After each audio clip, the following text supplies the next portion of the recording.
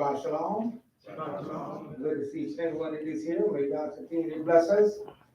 May we move forward in the things that He's doing. And certainly,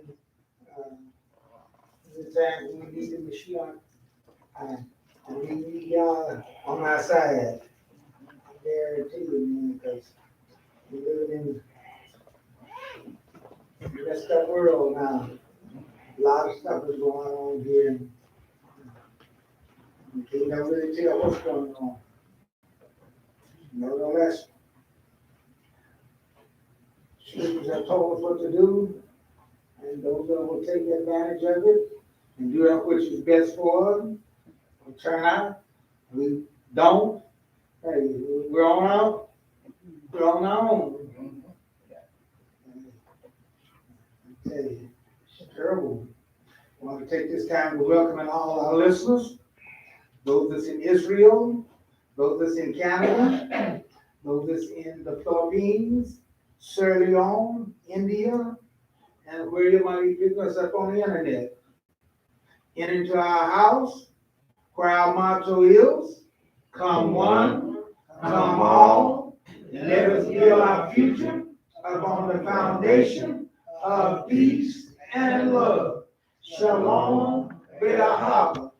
And upon these two principles, when we learn as a people and all how to get along and to do those things there, then are we ready to move forward. And I guess we won't do that until, we understand that we all need one another. Just like I said, I was looking at the latest thing about the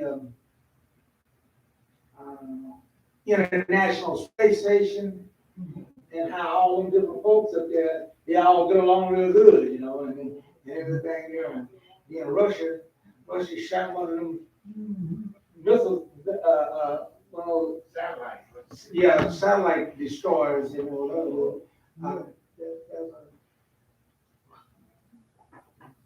that X-ray, that ray gun that they had up there. Laser, that's it, laser gun they get up there, and they shot the card on them, and it instantly became a danger to the people that's in that space because it's a little speck. Traveling at the speed that they're traveling, there's a little pebble or anything that just can wreak havoc on something.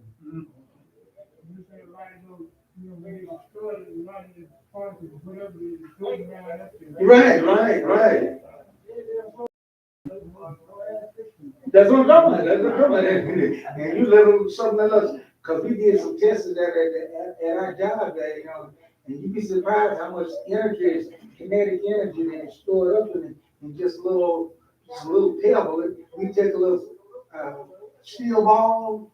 Like the size of a BB? Yeah. Well, we use a little bit bigger than that. A steel ball. Yeah. And you speed that bad ball up, and you let it hit something, and man, it brings a wallop. Yeah. That's the way they opened the wells up. They went down and then they do a shot, and those BBs goes out and go through the well bore. Yeah, that's the way they open up the hole, so the oil can come in to the pepper. Well, fraction is when they force.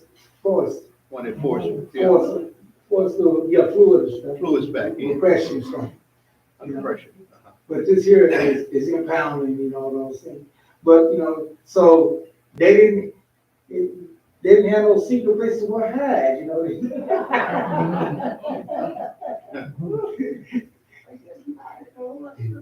Yeah, and there wasn't a whole lot of places to go, and everything was vulnerable, so hey, they had to depend on one another and they got along real good, You said Russia did that? Huh? Russia? Yeah. I don't know. They didn't.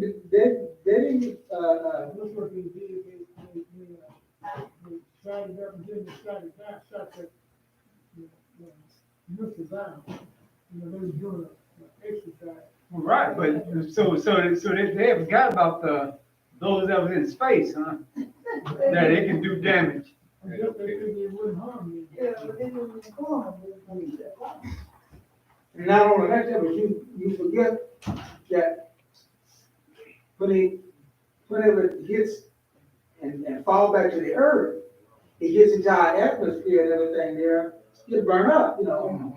But hey, long as it's staying up there orbiting in space up there, where they're at, it ain't no fix, it ain't nothing to get rid of it, to set it on fire and everything. So now you got a whole bunch of stuff up there flying, and they see, oh, we can hit that one of these things. Yeah. Well, they got a lot of space junk up there anyway. Well, yeah, I mean, you got a lot of folks from the Since 1960s, you got radio satellites up there, you got a lot of stuff up there as it is. So I think that's what the colleges are doing, get rid of some of the stuff, you know. Well, it's not been launching satellites to capture this, because they were listening like a. Right, I they had capture a something. boat to take out just about anything they got up there. Well, that just shows you that, you know, Technology. we think we know and got ideas of stuff, you know, and that worked great. Like I said, that worked great for us on Earth. You know, so they could shoot it down and then, and it splinters all out, and then when it falls to Earth, you know, we just get a little display, you know. They had one that they may have blown up when it fell back. I forgot who it was, but they really tracking that. Yeah. But, some folks up there in the Space Center, that's a whole different idea. You know?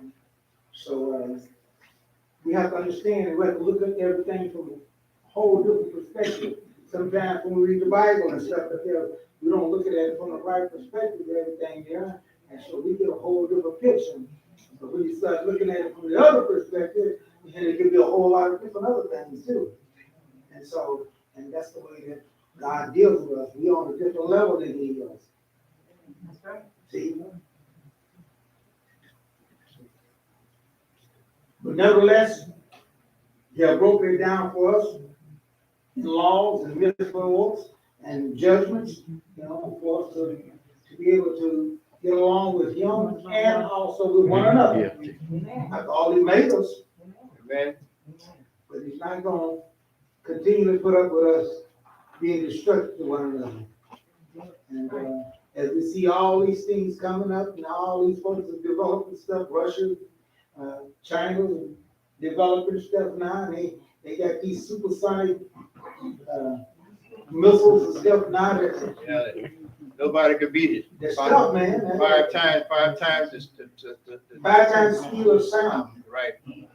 Yeah, but that's moving. That's moving. Thing shooting like a machine gun. Faster than a machine gun. 7? Oh, okay then. Hey, between 5 and 7, that's a lot of speed. Yeah. Before you can hear me talk, they come Mm-hmm. Yeah. So how you going? Yeah. So how you going? You know, defend yourself. it didn't cover the ground before you detect it, and it's way ahead. You're right. But can't react fast enough. Right. They got nuclear tips they can put on it too. See? So mankind is coming with a whole lot of stuff to destroy this earth. And to do what's up there. But that goodness that God has got some more stuff that's better than that. And He's not going to allow them to. Destroy this earth. Yep. They getting scared. Man, he didn't blow up what he wanted to blow up, and then 5 minutes later, here comes the sound. They getting scared. In Russia, That's crazy. they got their supersonic ones out like that. It travels like that, and then not only that, not one, but then it disperses. Oh, Yeah. So even if you did be able to lock on that one, You can't lock on all of them. you can't lock on all of them. And I think that one of them delivered it there, and then they shoot off from that, they all traveling at that high speed. Thank God. And you can't get them all. And that's why they said that they got one that can't nobody protect against. You know, What's that?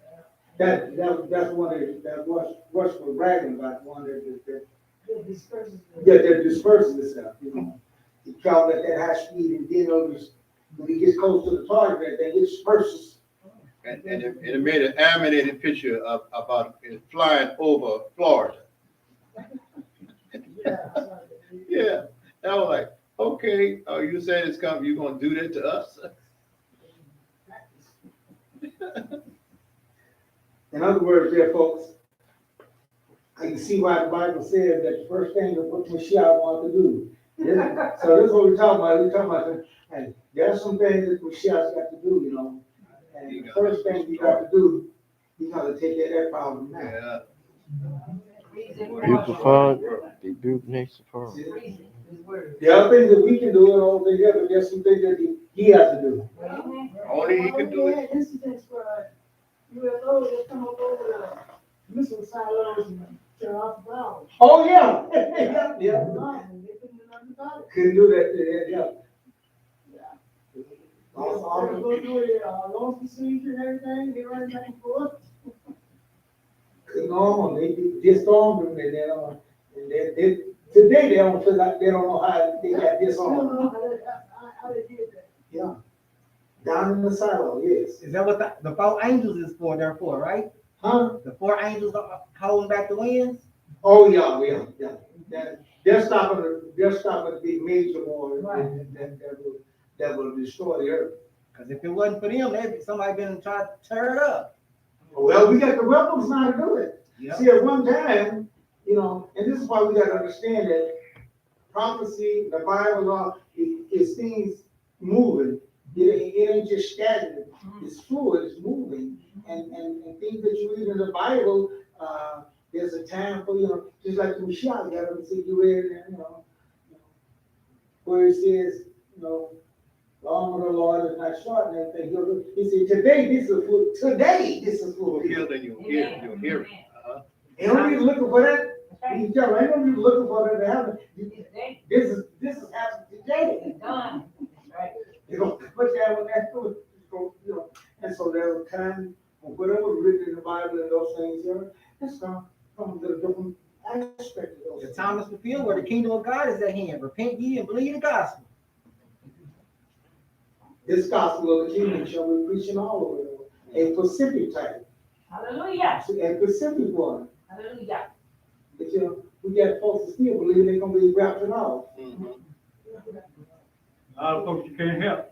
Got it. They already full with it. That's right, and they ain't gonna change. Right. Because to them, that's what I'm saying, to them, it looks one way, and to the other person, it looks some other kind of way. Till their eyes get open. Till they can see clearly. Some ain't gonna see it, the eyes ain't gonna come clear till it's too late. Just like we got people today, there are folks today, they get themselves locked in a situation, locked in a condition here, and they will not straighten up. Just won't, they just can't. And that's why I tell you, and that's why I tell our young folks, and they got some stuff out there that won't turn you loose. And that's what we're talking about. He was like, I didn't have like that. No, you can cut, yeah. You can cut loose, but it won't cut you loose. Mm-hmm.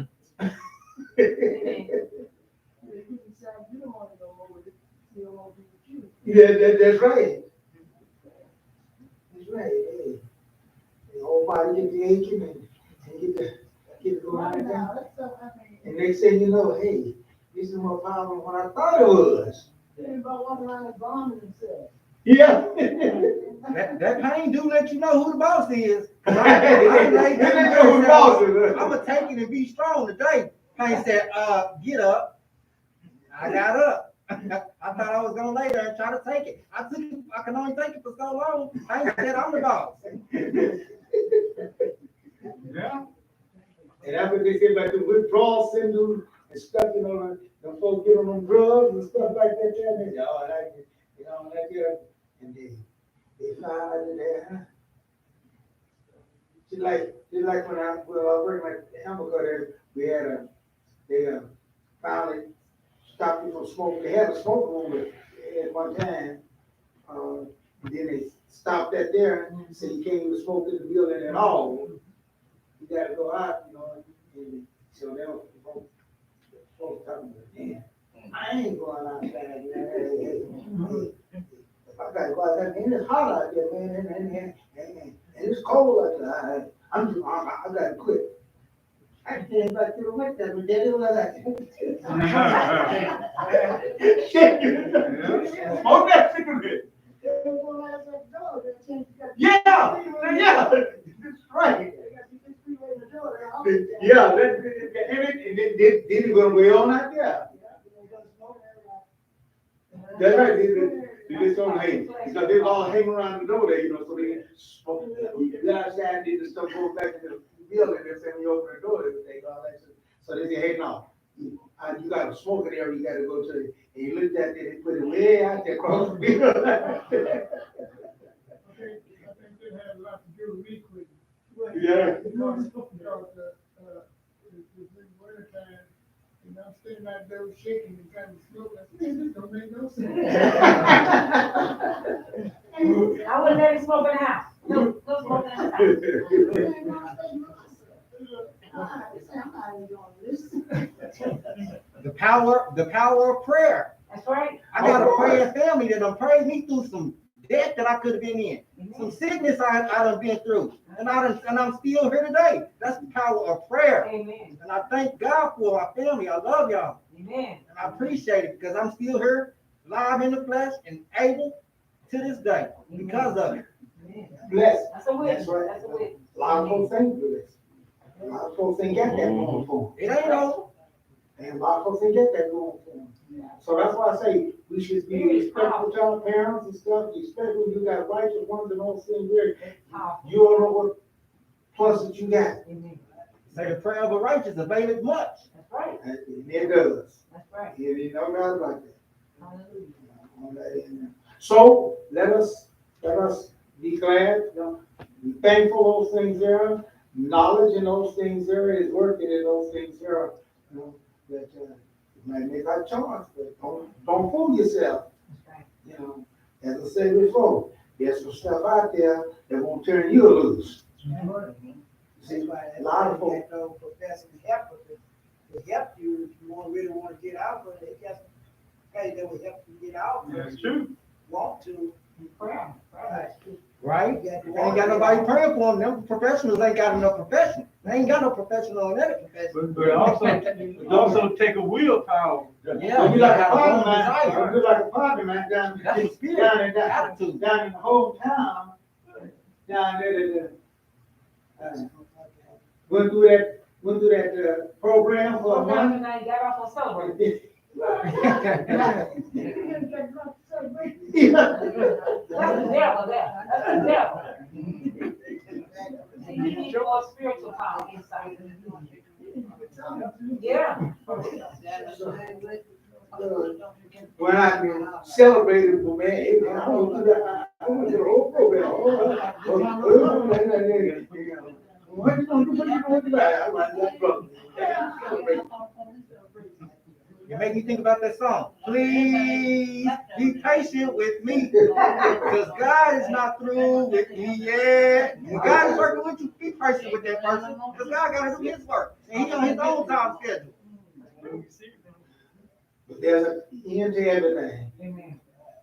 And just like I'm talking about now, God is just about to put up with mankind as it is. We done got to a place now where we are dangerous for one another. He gonna let that happen. And he can't just let that slide no more. On the right side. Yeah, that's what I'm talking about, being broken this thing here, goddamn. That's why he said don't cut it short.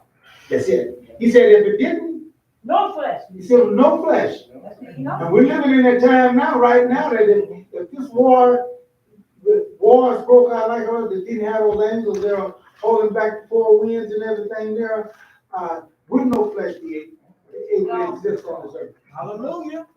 There you go. He's about. Because this radiation and stuff from all these nuclear stuff that you got on, we wouldn't be safe nowhere. Except way down under the ground somewhere. And you can't come out and enjoy the earth and everything out there for hundreds of years. And that big. You feel mold. We mind. Yeah. God is good, he's in control. Amen. All right, here's let's get our tally totals.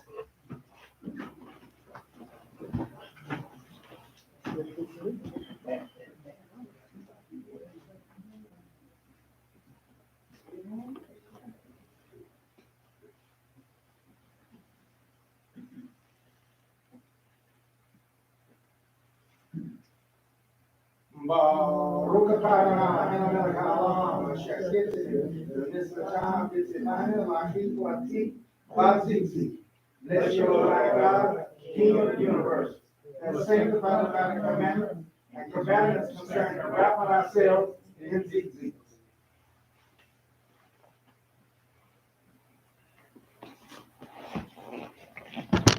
That's the rest of the stand. You should be near a song book at this time or piece of paper at page 350 on it. Women are 19 and up, men are 19 and up, youth is 12 to 18, and all is all who can read. I was glad when they said unto me, let us go into the house of Yah. Women, Calm my spirit, y'all. Stop the strain inside of me. Caused by the rush of getting everyone fed and here on time. Quiet my confusion, y'all. In all the tension of getting here, I know I made the effort because I really do need you. Y'all, speak to me in the quietness. in this case with thanksgiving and into his courts with praise. Be thankful unto him and bless his name, for the Lord is good. Men, I am thankful, Yah, for what we have.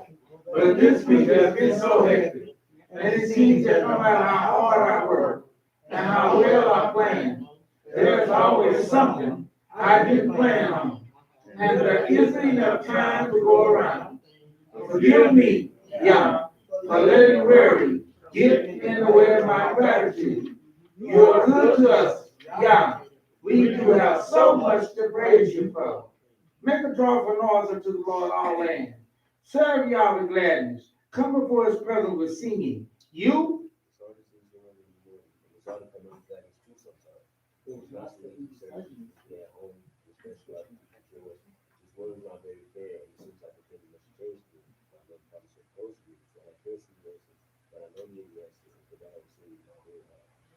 Yah is my shepherd, I shall not want. He makes me to lie down in green pastures.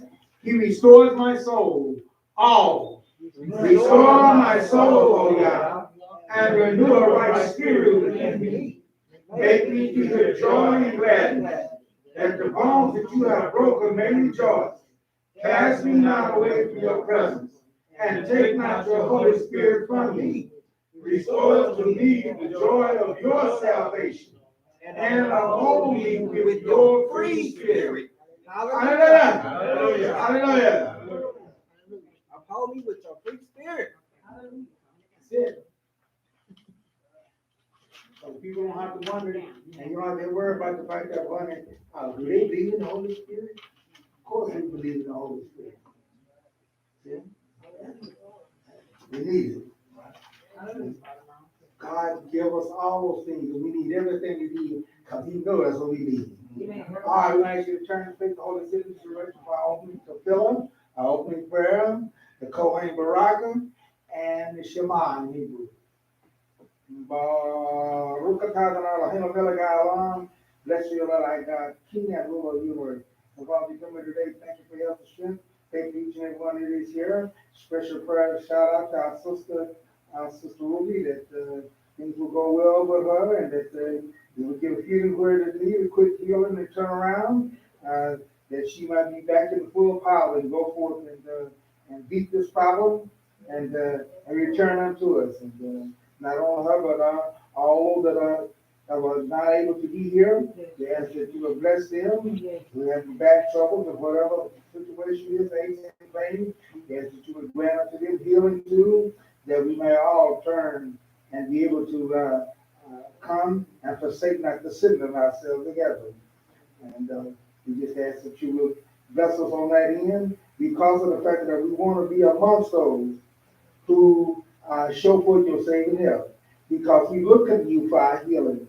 whether it is spiritual healing or physical healing, or whether we're in need of both physical and spiritual healing. You know, nothing is impossible with you.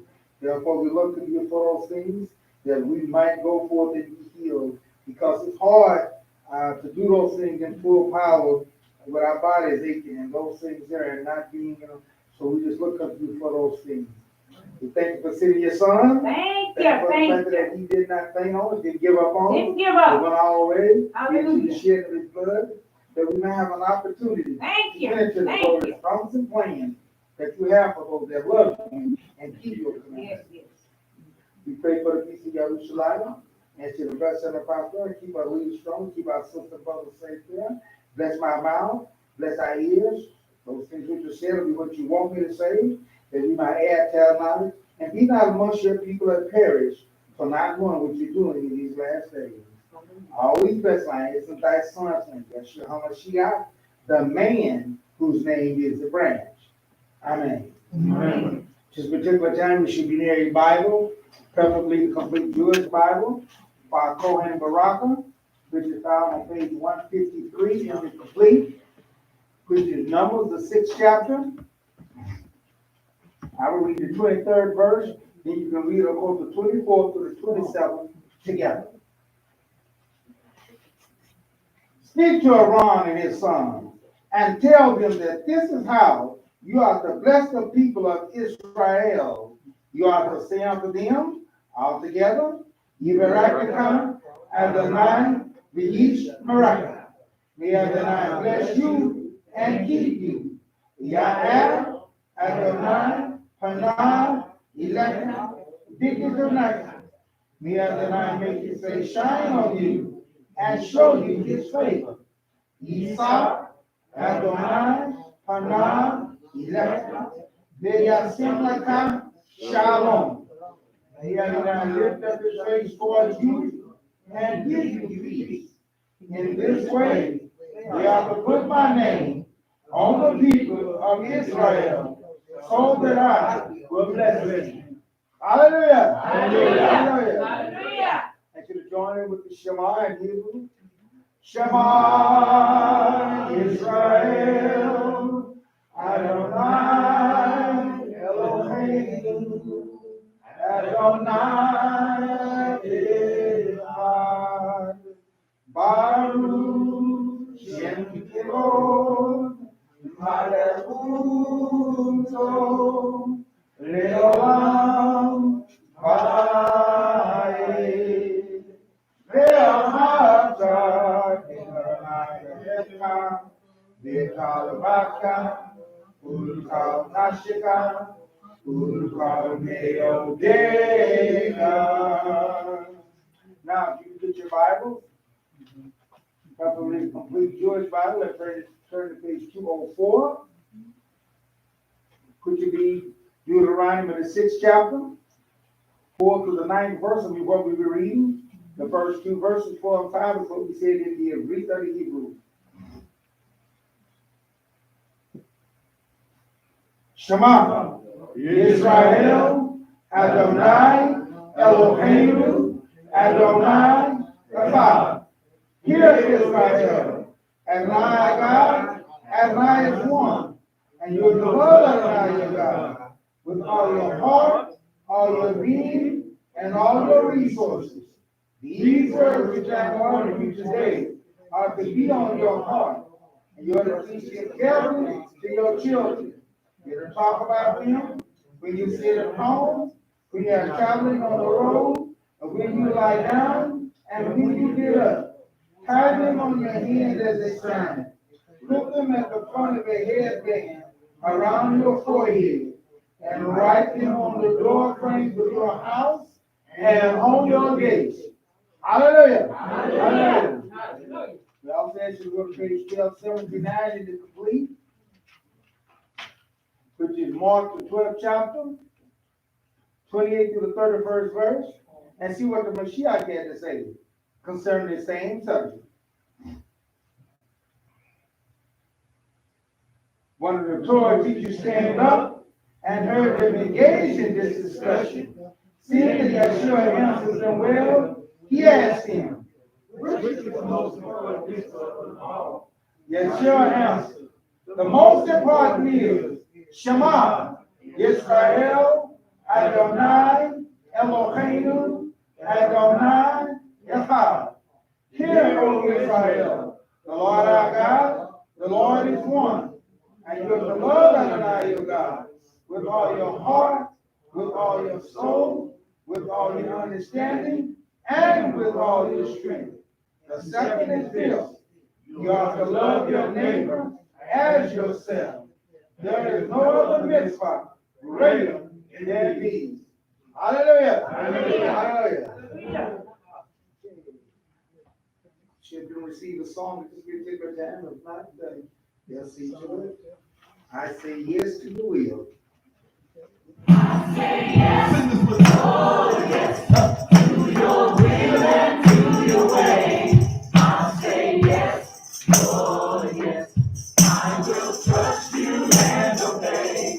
When your spirit speaks to me, with my whole heart I'll agree, and my answer will be yes, oh yes. I say yes, oh yes. Your will and to your way. I'll say yes, oh yes. I will trust you and obey. When your spirit speaks to me, with my whole heart I'll agree, and my answer will be yes, oh yes. Well, I give you all the glory. All the day. You have filled my life till I overflow. All I have is yours to you. In any way you choose, you are more of all. So how can I say no? I say yes, Lord, yes, to your will and to your way. I say yes, Lord, yes. I will trust you and obey. And your spirit speaks to me. With my whole heart I will believe. And my answer will be yes, Lord, yes. If I never knew the goodness, really in your will, I would never know how rich my life could be. All my wickedness to serve is believing you deserve. And all the blessings you have showered on me. I say yes, Lord, yes, to your will and to your way. I say yes, Lord, yes, I will trust you and obey. When your spirit speaks to me, with my whole heart I agree, and my answer will be yes, Lord, yes.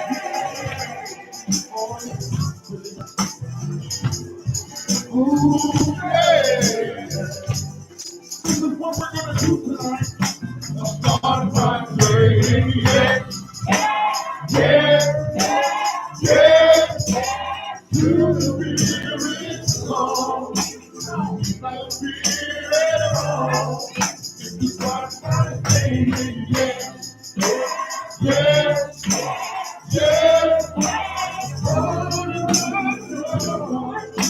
and give it all you are. If you start by saying yes, yes, yes, to the spirit song. We have spirit song. But I have to say yes, yes, yes, put it on the floor and give it all you want. Start by saying yes, yes, yes, to the will of the Lord. Say yes, yes, yes, to the spirit of the Lord.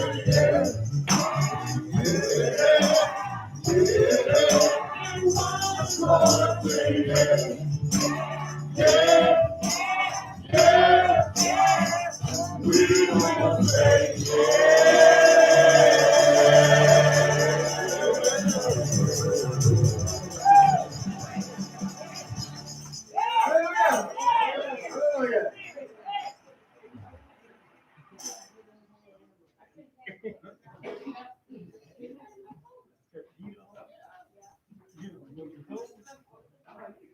You know, a lot of people say things, but we get tired quick. Or something.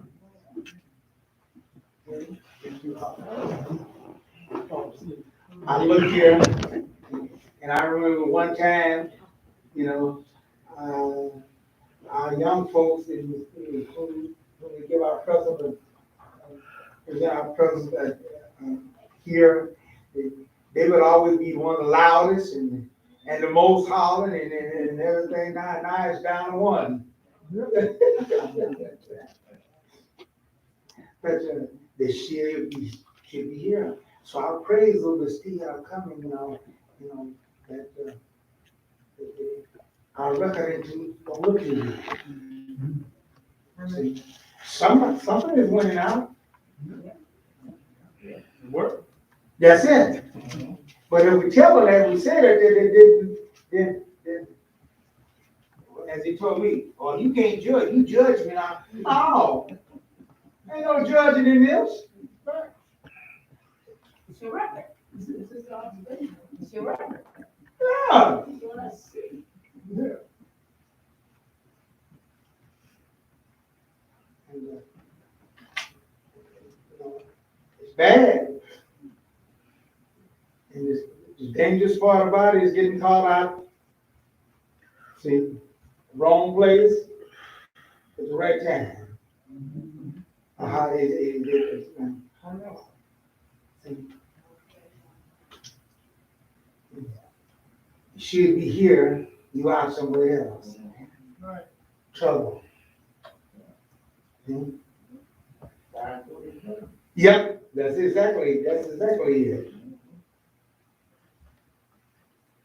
Instead of being at the right place at the right time, they were at the wrong place at the right time. Yep.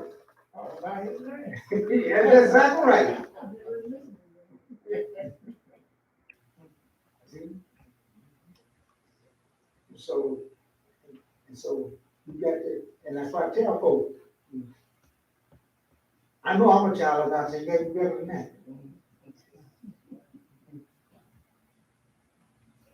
You gotta be better. There ain't no security in that.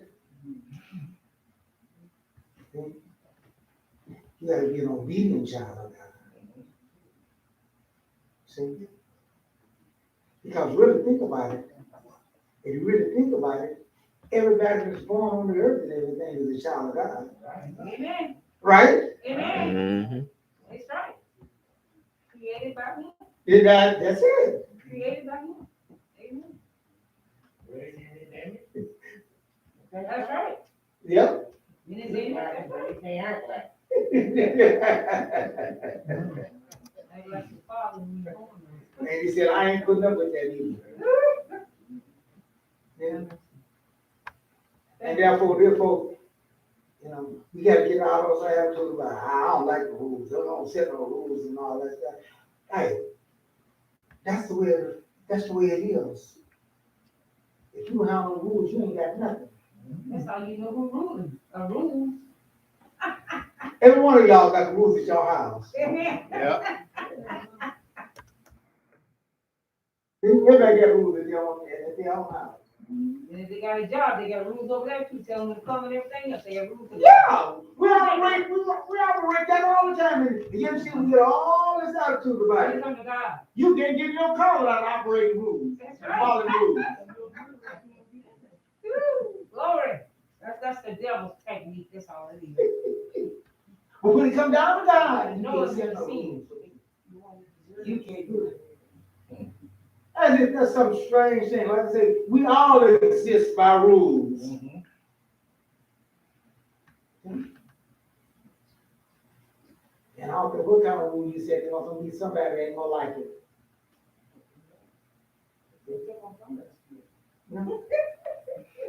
If you if you say 50 miles an hour, that's why I want to say, I'm going 60. You said 60, somebody want to go 70. Then you got some places that 80 miles an hour, and then they did that shit fast enough. They said they gotta get there a lot quicker. Yeah, I mean, that's, yes. My uncle talked to my Uncle Steve, he's telling me, people want to control you, because when they know they got your mind, when you got your mind made up to serve the Lord, can't nobody get you off track, because that's what you want to do. Amen. Ain't nothing stronger than a made up mind. Amen. But understanding that when you do that there, you coming into a house of rules. Right? That's the part I want you to understand, because a lot of folks say, oh yeah, I want to serve God, but they want to go serve God the way they do. Yeah, what they want to do.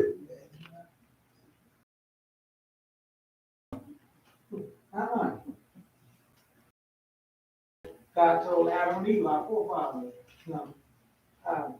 you can stay in this place here, and I got it all nice out for you, but you got rules. You got to go by my rules.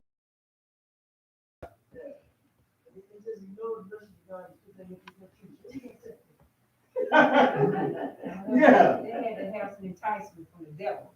Oh, yeah. Yeah.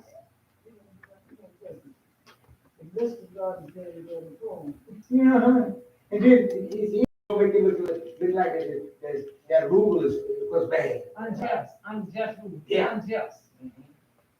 Now, if you mess with all the others, yeah, and that's what the devil, he make you look at the thing in the wrong way. I should rejoice and be glad, man. Hey, God gave you all these and it's only left one tree there. But it's still another way. As you say, you get right in the bad up. Yeah. You should be eating this Yeah. Right. one that God said you can't eat.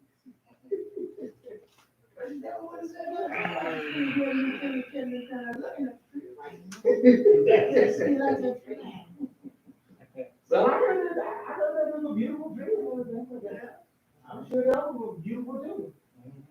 Because he told me when he made up his mind, he already knew change was going to happen. He was going to lose some so-called friends, people in the world that thought that was coming around. They wasn't going to come around. No, he already knew that ahead of time. But that was part of the changing of his mind, him changing what he wanted to do with his life. Hallelujah. That all takes place. It took place. So all the things he used to do, he don't do no more like that. Hallelujah. See, now you gotta have a made up mind. My mind's made up too.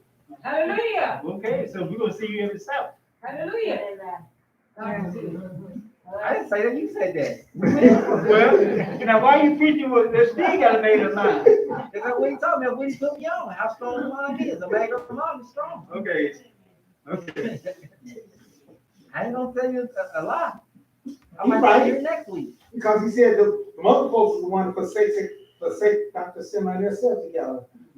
So when we really get our minds made up and everything, that's why I said, when you get your mind really made up, don't think that you coming in a place where there ain't gonna be no rules. Some people got that wrong idea. I ain't just got the way I want to. No! That's what my point I'm saying now. There are rules and regulations. And troubles. Because when you want to serve the Lord, when you want to do right, that's when all the obstacles come. We're gonna talk about that a little bit today. See, that's the spirit. I didn't even know that. See? See? Genesis is a book of me. But, there are those that can make it, and there are those that can't. See? Yes. Might walk in through the front door and be going out through the back door. Be like that young boy went over there.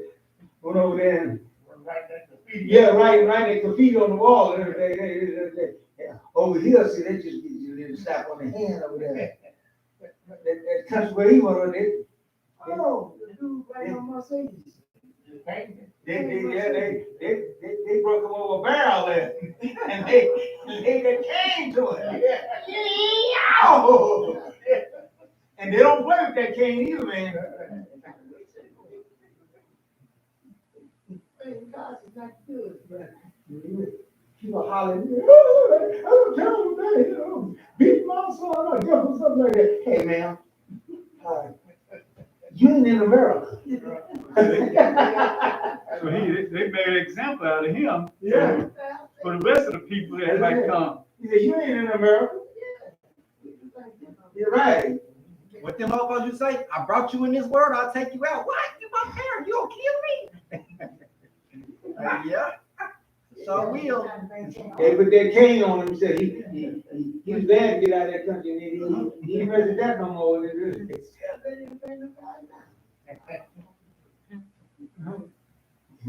He's like I told you, he's like I told you what Israel did to the women over there today. You know, the Palestinians, they were using the women as a shield, you know. They run up behind the women and stuff, and they was hiding behind them. And of course, they was going to do it to the women, you know, that's going to look bad and everything like that. So they said, what we going to do here?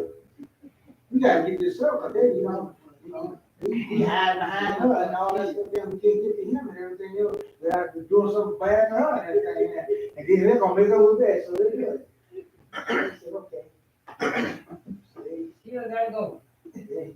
One woman said, hey, look, you didn't even do this. Well, what do we do? Our gloves, you know, and all that. You know, we got all of this here. I said, okay.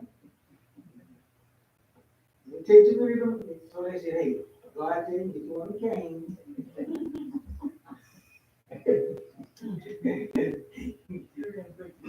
Go to work. Go to work. You on your own now. You got to lay in the cane to them ladies. We ain't hitting no skirts, we ain't hitting no bobs and all, hitting all that, just try to raise that dress up and, hey.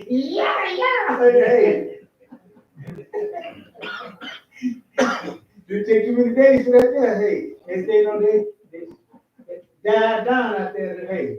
Oh, what is it like this? We ain't going back out there. Yeah. Y'all men, that's what y'all men to do. Be a man, no.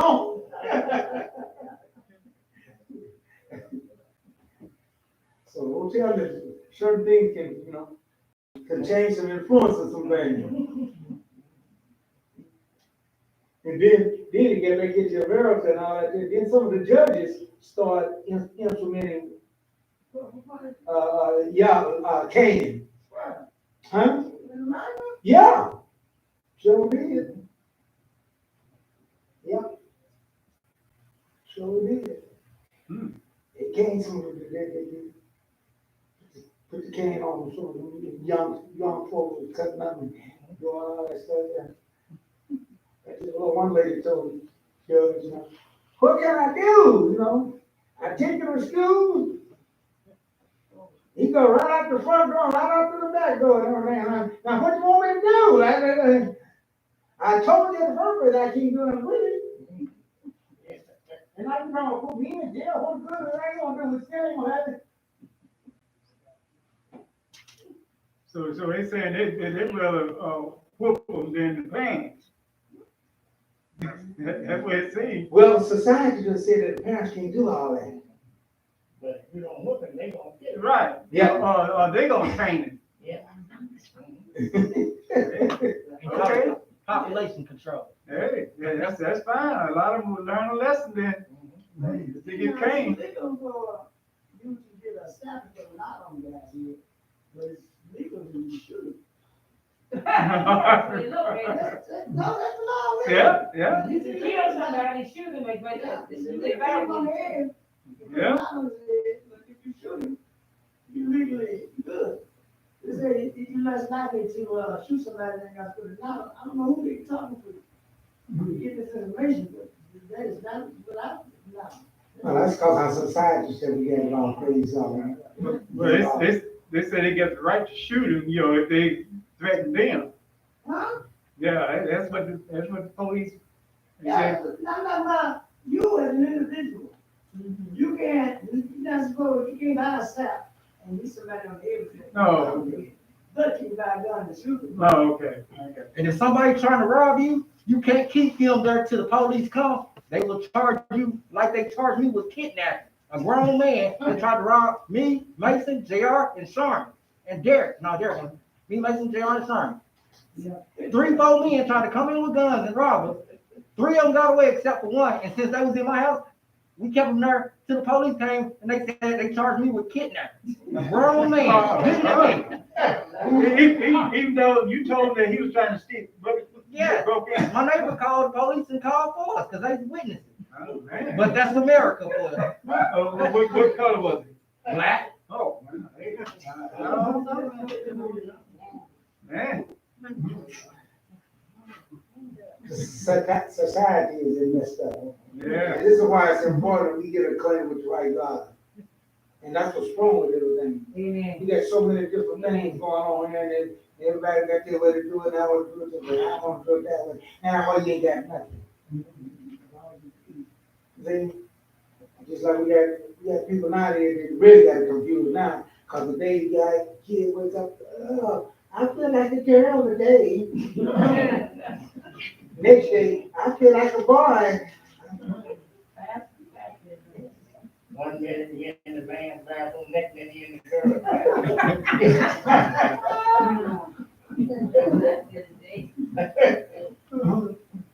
You gotta have some set rules.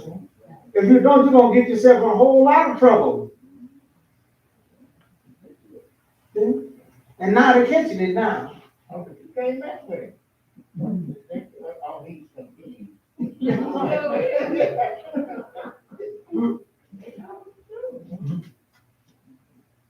Yeah, the school ladies, that's why the school teachers get their own bathroom. See? They tell you that about your general body. Ain't no woman gonna be telling what the guy coming in. You know, so they talk all that noise, as long as they got their own private special one, but they had to go there and face all that there too, they sparkling too. But you know, that's what the world, that's the world. And that's what's wrong with it. And that's what I'm trying to tell us. We gotta get used to being set by rules and regulations. Okay? And there gonna be some rules and regulations that you ain't gonna like. Okay? Why? Because you ain't wise enough to know what's the best thing for us. See? At a certain age, you thought this was the best thing for you. And just live on, keep on living. And you say, oh, that was stupid of me to do that. But at the time that you were doing it, it wasn't stupid. That was a great idea. It's just like I said, you know, this whole thing about generation gap, that ain't just started new. That ain't just started in the 20s. I've been there for a long time. Like I said, I remember I said the same thing about my parents' generation gap. They just don't know.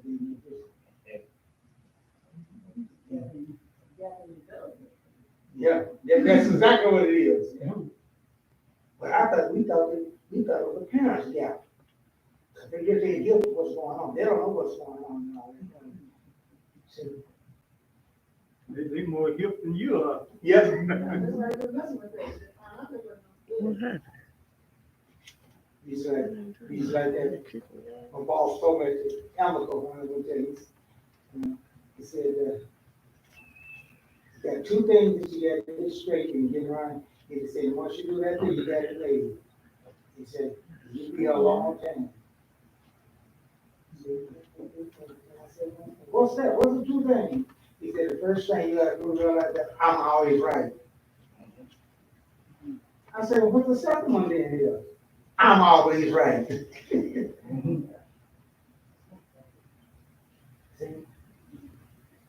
Then it took me a while to understand that. No, he said, he was right, he said, Hamilton was right. Then it took me a long time. I said, okay, here's time about Hamilton was right. See, it depends on how you look at things. So one day we was in there talking about a case of that we had there, you know, in engineering and stuff. And so we was talking about it. And so I said, wow, man, that is so stupid. And cut around, you know. He said, how old are you? How long have you been working here? I said, I've been working here 5 years. He said, you got any idea how long Amoco's been a company? I said, yeah, let me see here. They've been a company for about 70, 80 years. He said, well, what in the world did they do before you was here? See, I ain't hard to get from him. See, he didn't go no further than I got to him.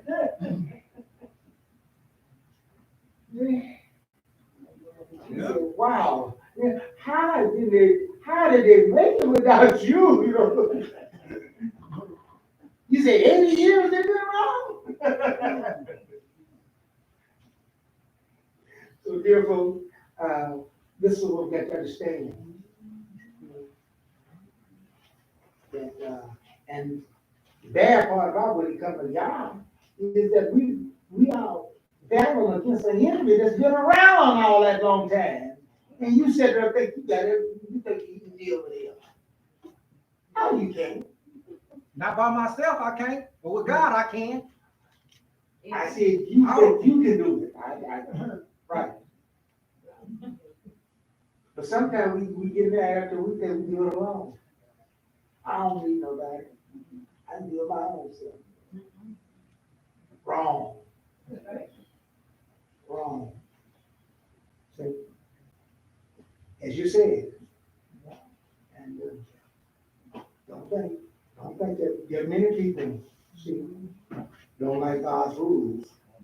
But nevertheless, we see here, he tells us here, Psalm 68:4, he has a name.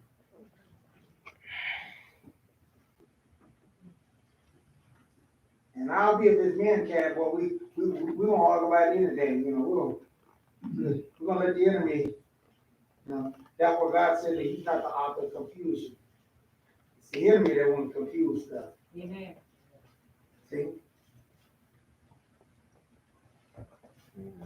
Psalm 68:4 says, sing to God, sing praises to his name, extol him who rides on the clouds, by his name Yah. But we have up on our banner too. Y-A-H, Yah. Hallelujah.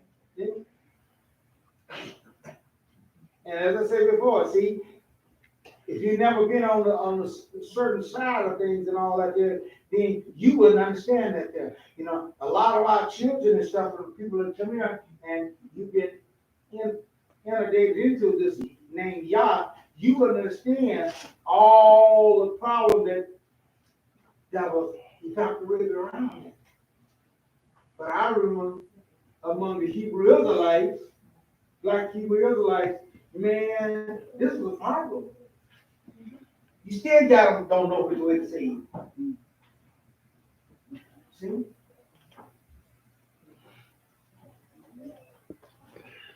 Anything to be confused about his name and all that. And for his long form name, the 4-letter name, man, it got all kind of ways to say it. Yahweh, Yahweh, Yahweh, Yahovah, I mean, Yakawa, I mean, just got all kind of. And they got the one, they can't get along one another about it either. Huh? Yeah. Yeah, I said he's not the author of confusion, so where all this confusion coming in at? Got to be the artwork of the enemy. But as I said before, I remember we did those things there, went down there. I have to get a credit to Robert Divine and real, because before we started doing those things there. Praise the mighty Yah. Yah. Amen. Then you begin to kind of catch on after that, you know, with the song had to, you know, some had to stand up and start doing those, saying those things, you know, that, you know, started out kind of small, you know, with a whole lot of folks doing that. See? And, So you say, well, y'all just want to take credit for it. Well, hey, you choose the truth. Sometimes you get involved in something, and I don't think you have to be very careful. You can get involved in something you don't even realize how much you are having an effect on you. That's right. See? If you'd ask me, Rabbi Divine, if you'd asked him, and when we started doing those things and saying that, if you'd have asked him about those things there, I know I wouldn't have either. I didn't realize the magnitude of how far it would go and how profound it would be. Then we got.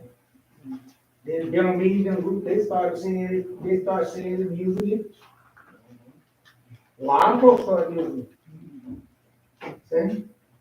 And so they put it on their claim as what they want to, but I tell you what, till we start standing up about it, there was a whole lot of them wasn't doing it, because it was all confusing, all kind of ways about his name, and still today. I mean, you still got it today. Okay? But here, we said we're gonna use Yah. On our balance sheet, tell them I got it up there. Y-A-H, Yah. The giver's name. See? Yeah.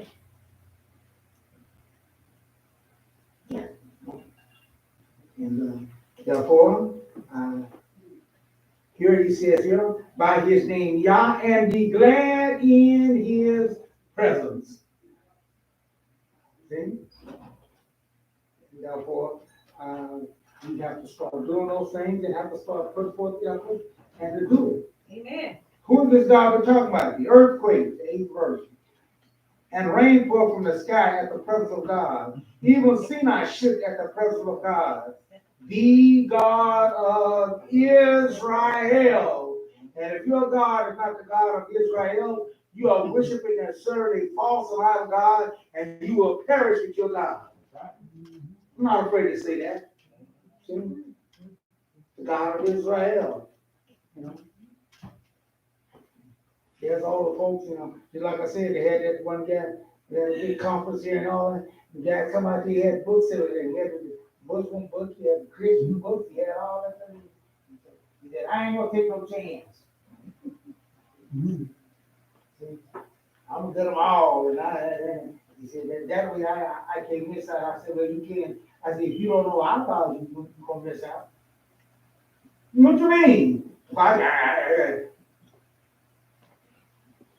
I say, in order to serve our God, you got to put them over alone. Right. You got to get rid of them. I said, your whole concept knocks you out. Yeah. Because you think that you're gonna be done that because you're gonna keep them all. And I'm here to tell you that just that concept Need one. you lost.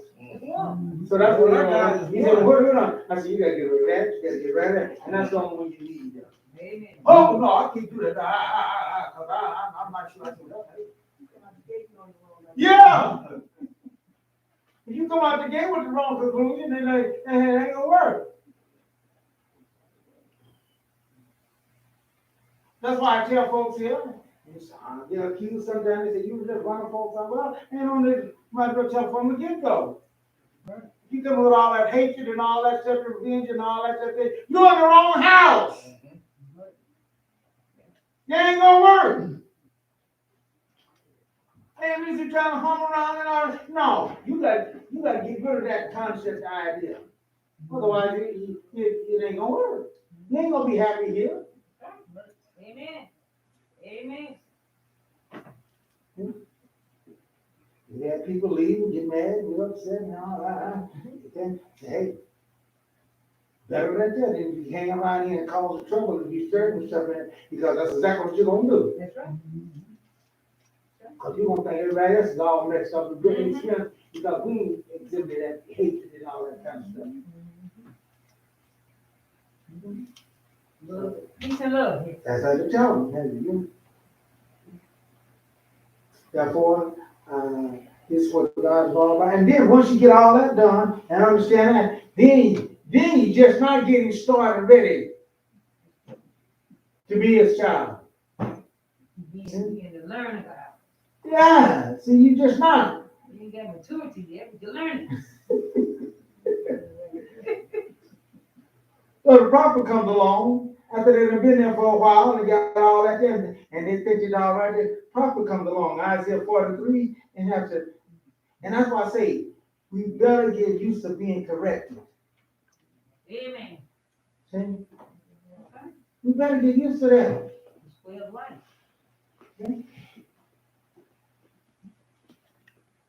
Oh, you know. Yeah, one day going, what you gonna do? If somebody ready, I said, hey, yeah, ain't no big deal. I said, you grew up around, I'm gonna change. Amen. Yeah. Simple as that. Yeah. Problem? That's what I'm gonna do. That's what I mean. I'm gonna change. That's right. I said, I'm standing there fooling, like the fool, and I'm not running because I've been doing it for 20 years. No, I'm changing. Line it up.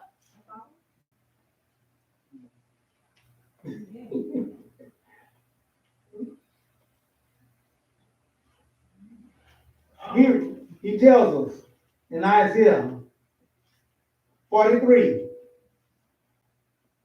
Got to get this thing right here. Get the understanding.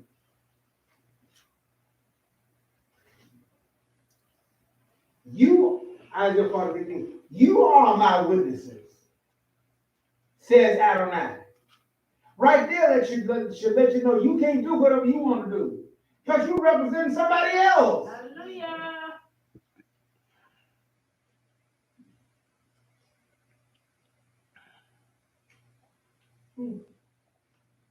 Some of them guys that make them contract with Nike, and some of them you know that's the end of you wearing any of the shoes that you want to wear.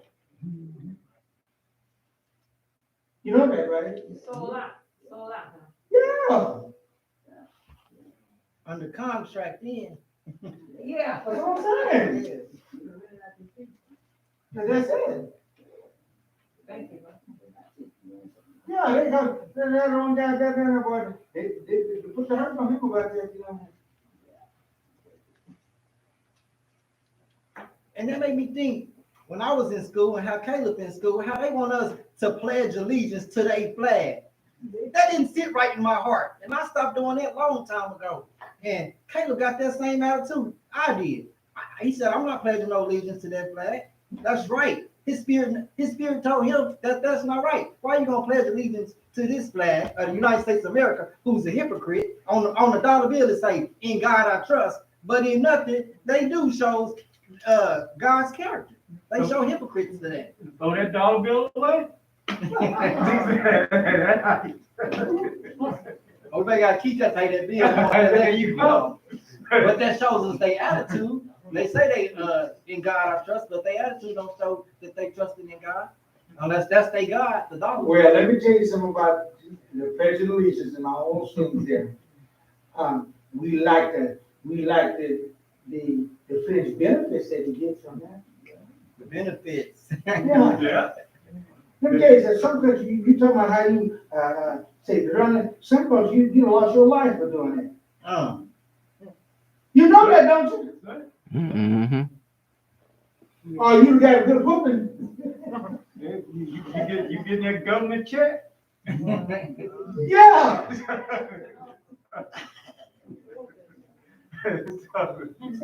You know, that's what I'm saying. Once again, we just look at it from one little perspective of that, but you look at the whole picture thing. It was this white guy that we used to pick up, and I think in Sand Springs, and he was an army vet, and he got to talking, well, I hate the United States. So I said, okay, well, give up that check. Oh. that got him thinking. If you hate the United States so bad, hey, don't accept the check. Give it up. There's a lot of people wish they was here in the United States. Right. To that flag. Yeah. I agree with you that it's hypocritical and those things, you know. You know. But the only one I want to trade it for is the kingdom of God, Yah.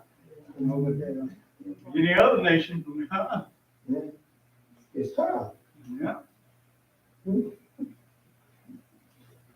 Dear folks, we gotta think these things through, you know. A lot of folks will jump on the bandwagon about something, and don't know what the word to jump on stuff about. Right. See? I go, they ask me, well, you gonna go down and protest this, and you gonna protest it, and I thought, what the police is doing all that stuff. I say, hey, look, I keep telling you, you ought to know this by now. You got to realize what the position that you live in, and you'll understand that. You just can't get up there and talk to the police any kind of way you want to. Son, You know? he gets the authority. That's right. You don't like nobody come up to you and talk to you any kind of way. Now, how much more you think they like it and they got some authority? You're right. Oh, yeah, and police don't like that. You want to talk to them about your rights? No, you got the right to remain silent. That's all they want you to do. You solid, they want you to do that too. That's right. Because anything you say can and will be used against you. They get the quote in they book to you. You do it my heart.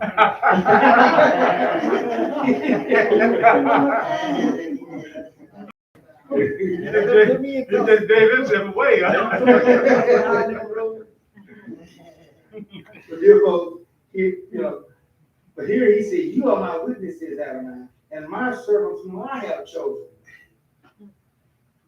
that you can, so that you can know and understand and trust me.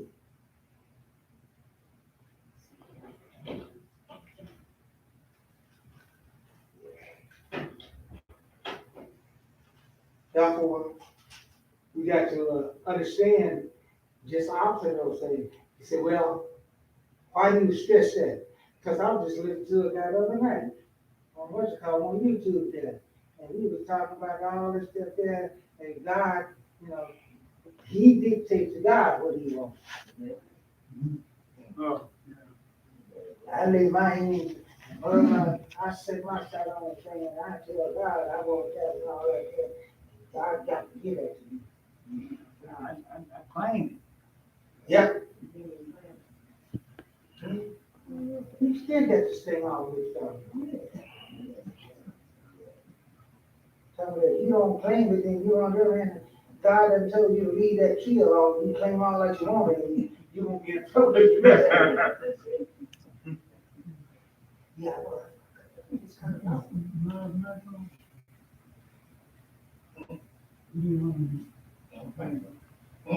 Is that enough? Huh? That's it. Yeah, getting a little feet.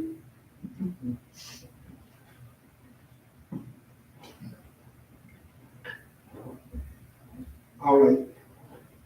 So we see that we've got to get those things straight, you know, that it might be well with us on that end there and understand how that goes. So he says, you are my witnesses, Adonai, and my servant whom I have chosen, so that you can know and trust me and understand that I am he.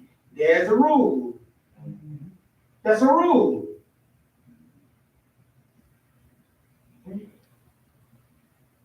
I was looking for that verse this morning.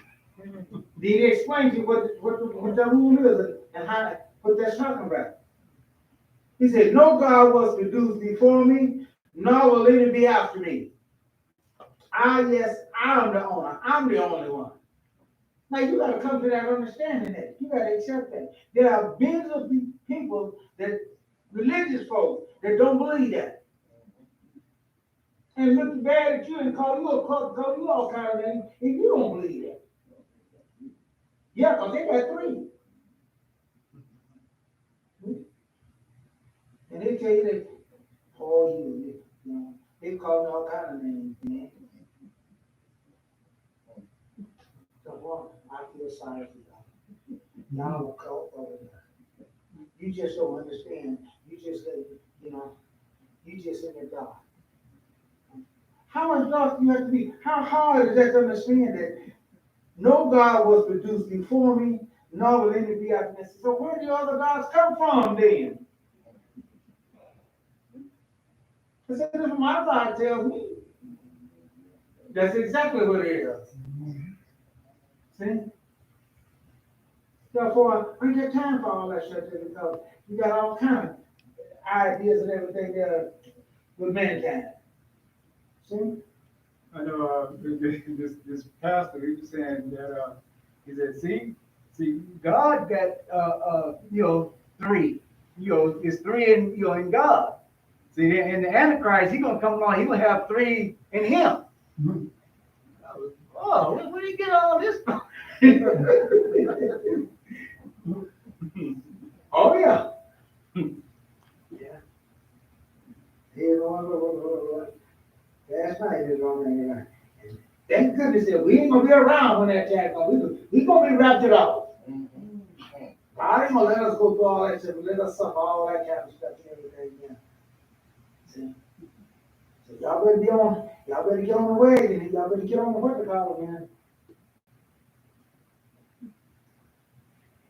He said, yes, I am Adonai. Beside me, there is no deliverer. I have declared, said, and proclaimed, not some alien God among you. Therefore, you are my witnesses, Adonai. I am God.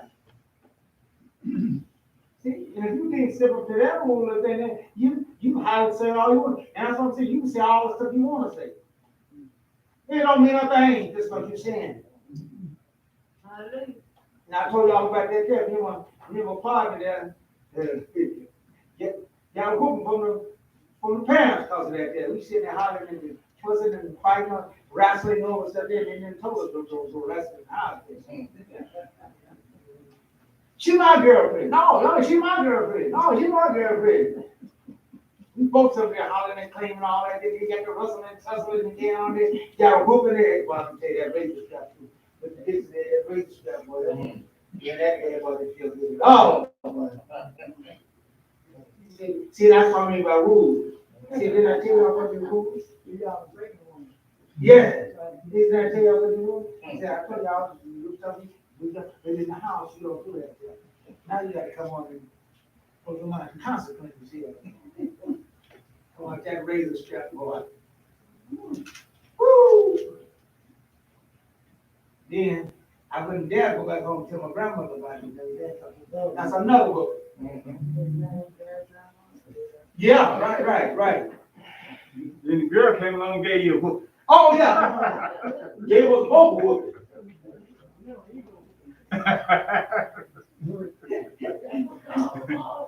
Yeah, so gave us both.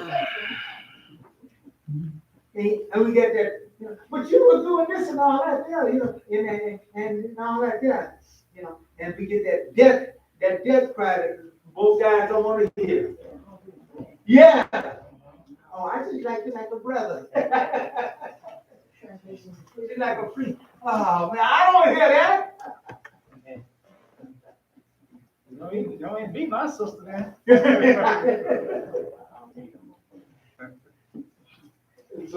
So hey, and that's the same way it is with my days. A lot of people make claims such as, but you hate it. And they think they're gonna make claims to it. No. It's gonna take more than that. See? Because our God ain't no desperate God. He ain't just gonna take anything and anybody. You got rules and regulations. You got stuff that you gotta qualify for. Hallelujah. Hallelujah.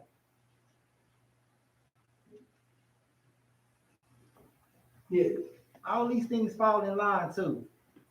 Because I was talking about this with my daddy and my uncle this morning, and I was wondering where it was stated in the Bible that God is a he or a male figure, because we always say he. And I was looking for this verse, and it says right here, Isaiah 43:10. So that you can know and trust and understand that I am he. That's God right. who was produced for me, and nor will there be after me. So If God pronounced himself as a he, that's why the man is over the woman. So if a woman wants us to come follow them, now you gotta, if you want me, you gonna come here where I am. Why would you want me to leave and leave my place and come where you are? Now we can go somewhere together, or you can come where I am. But as the man, I'm not leaving and going where you are. Depends on who got the truth. The If truth. the woman got the truth, then that man needs to follow her. But he was speaking that saying he got the truth and she Oh, was. well, yeah. If you to your woman should follow you, yeah. That's right. Because she asked me the question, you gonna come to Texas, or you want me to come there? No, you need to come here. I'm not leaving. Amen. I'll come visit. I'll pass through. And that's because I got family there and I want to visit them, but I ain't staying. I'm coming back home because I know where the truth is at. And I'm trying to introduce you, put you on to it. You ain't go down there where she at? Yeah, I go visit. I ain't gonna go down there. You gonna go down there and move in and all that? Yeah. It sound good. But I ain't just to leave my establishment and uproot my place and go and be under somebody else, because they might have rules that I might not want to abide to. I'm gonna say this. And I'm not gonna get off, tear off this here. But there's a whole lot to go along with it. He said, that's why she's supposed to do that. Yeah, but you're supposed to have establishment set up for her. A lot of these guys that were out there ain't got a home on their own. Right. Ain't got no place to take them. How long you gotta follow me? You gotta no. Yeah, you gonna move it right. And that's why they put that there. You living in my house. You wanna be the man? You wanna then you the one supposed to be. So that's why they don't want to talk to me, because when they start talking all those to me and everything, they say, well, she was good to make her do that. I say, hey, let me check your character out here. Did you qualify? Do you qualify for that situation? And most of them don't. I think we had to go, let me see, yeah, we went to Texas and brought you back in. Yep. Oh, okay. See, I ain't trying to get wrapped up in that again. I've been down that road before. I have to have my family bring me back. And then she wonder why do I want to stay close to my family, because I know my family's out for me. Real. Therefore, we have to understand that our God is a trusty God. And that's the point, and that's what I want people to understand. Yes. He's a trusty God, and he has rules and regulations, and he has requirements. So you don't stick anything. He ain't desperate. That's right, and that's what he ain't desperate. We gotta come to his life. That's it. And if you don't, you're just gonna be out. He said, therefore, he said, you are my witnesses that I am God. And if you can't say it for him, what it needs you for. And that's what I tell folks. Amen. What's so special about you that God got to have you? Yeah, that's right. Some people if you don't have everything, you're going to say, no, you got the wrong attitude. Like you say, I got the wrong attitude. If I get that attitude, any of them, we need one another. and where was you at when it got started? Exactly. As a matter of fact, I wasn't the only one that got that opportunity. Right. Well, there was another guy that got asked that question, wasn't it? Y'all know his name? J-O-B. Oh, yeah. Huh? Joe. Yeah. Joe! Yeah. Y'all asked him that. Yeah, I was gonna say. Oh, Yeah. Where were you at? Yeah. Now, you didn't get to the sport, now, who was you doing that? Yeah. Yeah. Counsel you. Yes, Lord. So therefore, Amen. we got to understand those things here and deal with it on that end. Isaiah 44, 6-8, Thus says Adonai, Israel's king and redeemer, Adonai Zevaot. I am the first and I am the last. Besides me, there is no God. Now, here we got to bleed out of the dump. One God. That's right. That's what he's saying. And these folks, they don't know about all that stuff, man. But when they get down to it, they see we'll get at 3 now.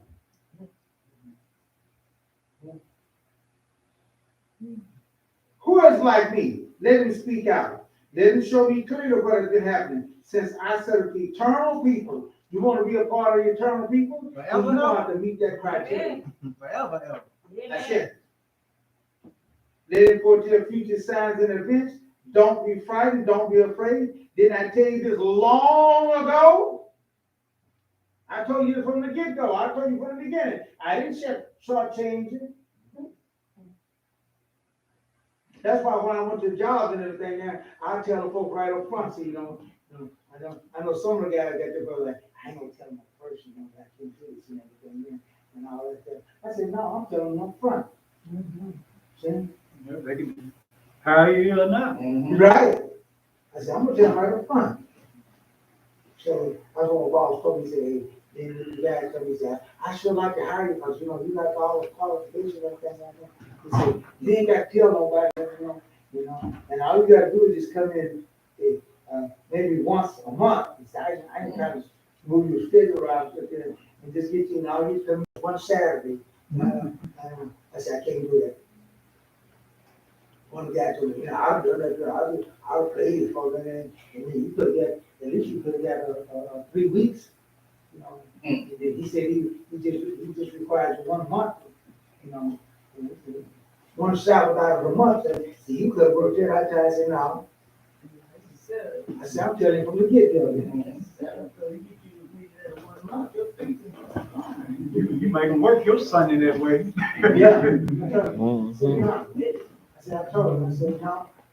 I said, not one in two months, not 1 in 3 months, none.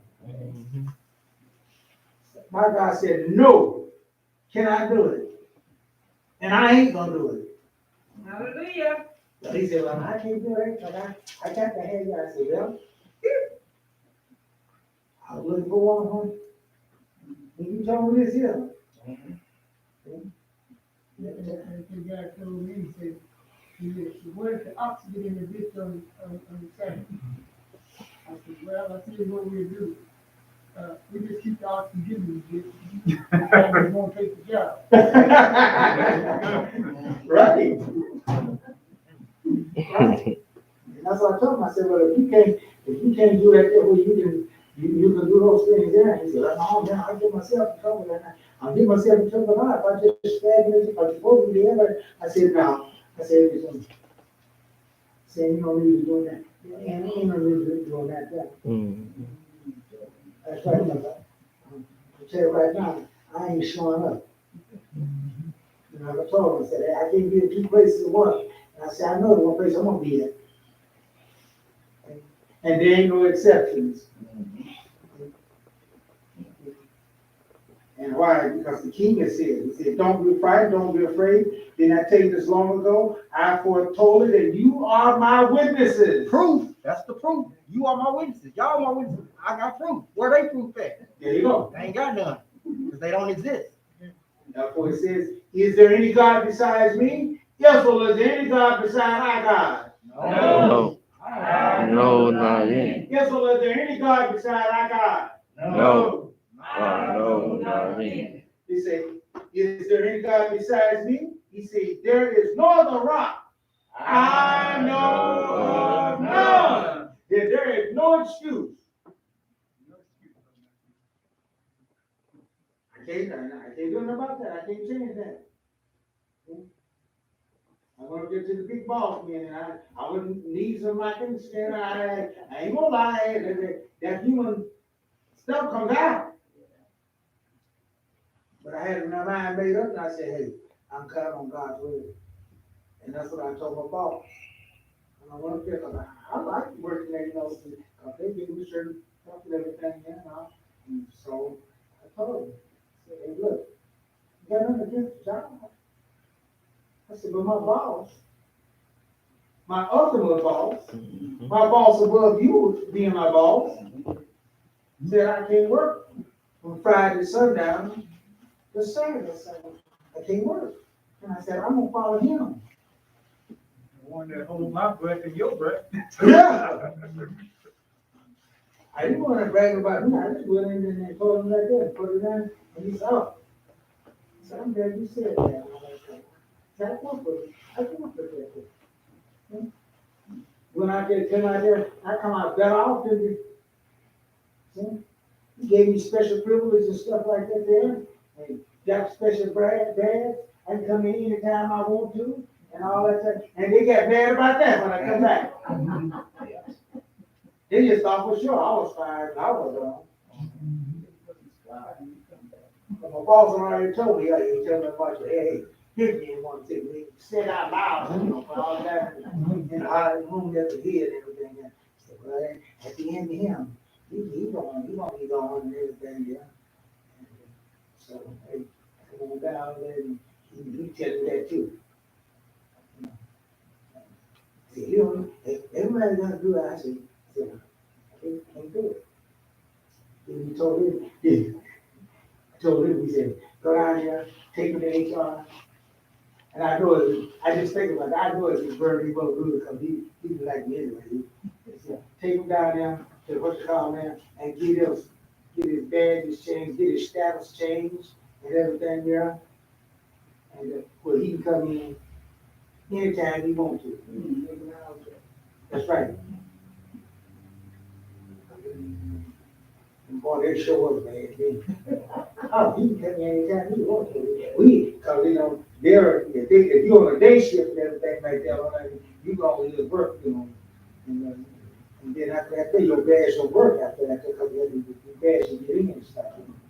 And all that stuff. All right.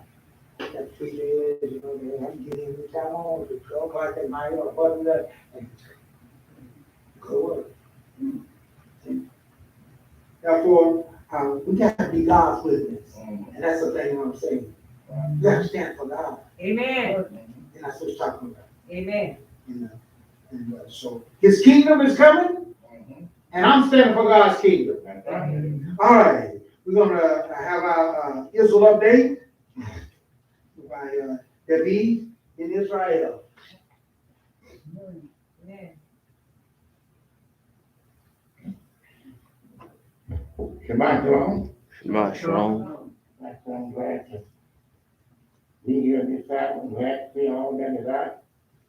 And thank y'all once again for watching over us and protecting us. None of us have come up with this code. And I know it ain't nothing but him Amen. Appreciate it. and his protection. Y'all know we were discussing killing Copeland last time. And he ain't been on television in a week. Not live. And this one guy that works with him, he said there were 2 people in his church with COVID. And I think him COVID got it. Got it. Yeah, because they ain't showed him or his wife. And not live in a week. And so all they show is old stuff of him and her. Yeah, they ain't showing up-to-date stuff at all. I heard he's retired. Huh? I heard he's retired. They turned it over to the grandchildren. Yeah, here, That's what I heard. that's what you heard? Mhm. Yeah, if something happened that they did. Something happened to them, yeah. It'll come out. Yeah. Something wrong somewhere. Mhm. And so, you know, he was really pushing that COVID be gone and broke. You want had with that laughing hysteria. Yeah, By laughing. Trump, by Trump, Trump winning. Yeah. Losing the race. Yeah, right. Oh. Him and Paul White. They prophesied that Trump wasn't gonna lose. He thought Right. Mhm. a lot of them did it. Yeah. Mhm. And then after he won, they said that he still yet was gonna win. After he won. Yeah, After he lost. I mean, yeah. After he lost, Okay. he kept saying, yeah, oh yeah. They kept saying, yeah, he gonna win. Oh, yeah, that's it, send another, he's gonna be reinstated. Right. Mhm. That's why they say he gotta be reinstated, Mhm. because if it's don't, it's gonna make all of them look bad. Right. And not be re-elected, he's got to be reinstated. Right. Prophecy is Mhm. coming true. Yeah. Yeah. So, but we'll see, like you say, the truth will prevail. Yes. It'll come out. And I know y'all watched this trial of this, what his name? 18, 17-year-old boy. Yeah, that 1817. Yeah, Brenhouse. I never seen nothing like that in my whole life. They let him pick his jewelry out of a box. Yeah. Yeah, I ain't never seen nothing like that. They had them names in the box, in the old window. Yeah, they had to. If you gonna pick them out of a box, you had to know what was in there. So what state he was in? Wisconsin. Yeah, Wisconsin. Mhm. Yeah. When they ride here, we just about, Huh? they ride in Portland, Mhm. in the Creole City, they ride. Oh, they are? And then the judge, I like he had a doctorate in or something. He was waiting for his birth to come. Uh-huh. The judge stepped from behind when he said, went down to the table, and they was having a conversation, talking to him. Yeah. Like they was friends or something. Mhm. He's a brave young man. Yeah. And the thing he said up there and said, he persuaded the jury. Yeah. Did he get the seal before he picked him? The picture of him or something? I don't know, but I know he sat up there and picked him out of a box. I know that. And wasn't it all white jury? Yeah. We had one black. They said Oh, it one was black? on there. So they say it was unanimous, so it means that one black agreed I with the heard there rest. was no black on there. Huh? I heard there was no. That's what I thought. I thought they said it was They said one black. There's supposed to be one black. You supposed to be one They said it black. was all white jury. Hmm. They said it was unanimous, so. Oh, yeah. Yeah. On all five counts. So maybe Nothing. they question the black person, say, well, which way you really favor, then they might have told them, okay, we just let you go. We'll have somebody else. I know one thing, that set a bad reputation for young white males. You talking about the Ku Klux Klan and the South. Yeah, Oh, they- yeah. Boy, hey, Now they can do whatever they want. right? And nothing be done. But they figure because he killed just white folks, so Well, I they ain't gonna figured, holler too much.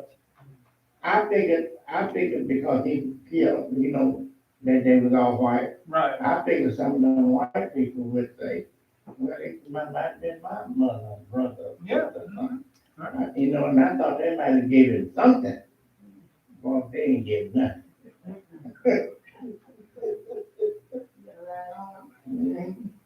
It wasn't nowhere close. So, I'm saying, the scripture speaks about judges being bought and all that kind of stuff. And, making wrong decisions and persuaded by different things. Boy, I tell you, this man was something bad. Yeah, that's something. The one in Georgia is really something.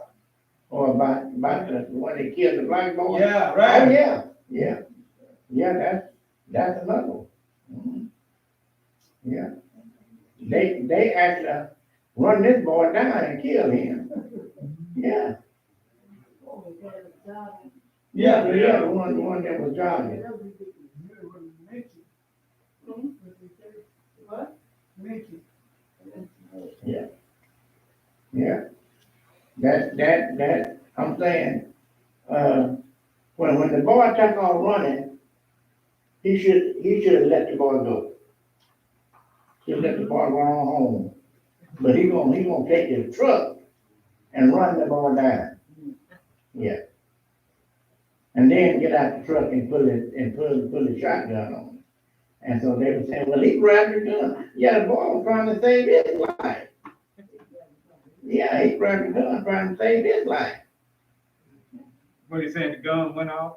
No, he shot it. He actually shot it. Actually shot it twice. With a shotgun, point blank. Right. Yeah, 3 times. Yeah. So, really, they shouldn't even be having a trial. They should be have him locked up somewhere. Yeah. And they waited what, almost 2 years? A year before they even come up with a trial. If they wouldn't have had the video of it. So he was the only one shot him. Yeah. His daddy had a gun, but I don't think his daddy used his gun. And the guy that was videoing. Yeah, the guy that was video.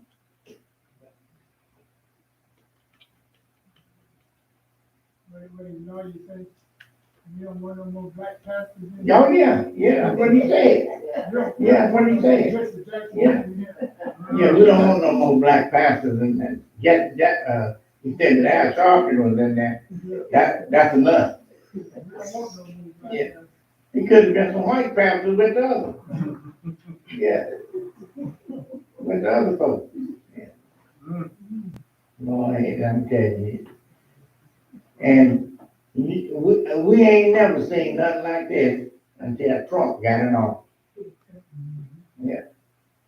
When he got in office, he brought all this stuff out. Well, see, it went back. But this is just a normal operation of way things went because our forefathers and our before we do. Yeah. I mean, right. And then those, technology messing up too. Yeah. Oh, yeah, they phones and stuff, yeah. They don't let it do that. No, they not. Yeah, Right. but it's just the idea they doing this stuff openly right in front of us. Oh, yeah. Yeah. It's up. So we can see where we need all the protection we can get and more. Amen. Cause I tell you, cause you can see it's gonna get worse before it gets better. Yes. Yeah, it's coming. And just like the Mashiach say, pray that you may be kind of worthy to escape all these things that they come from. That's it. Yeah. And as the boy say, you ain't seen nothing yet.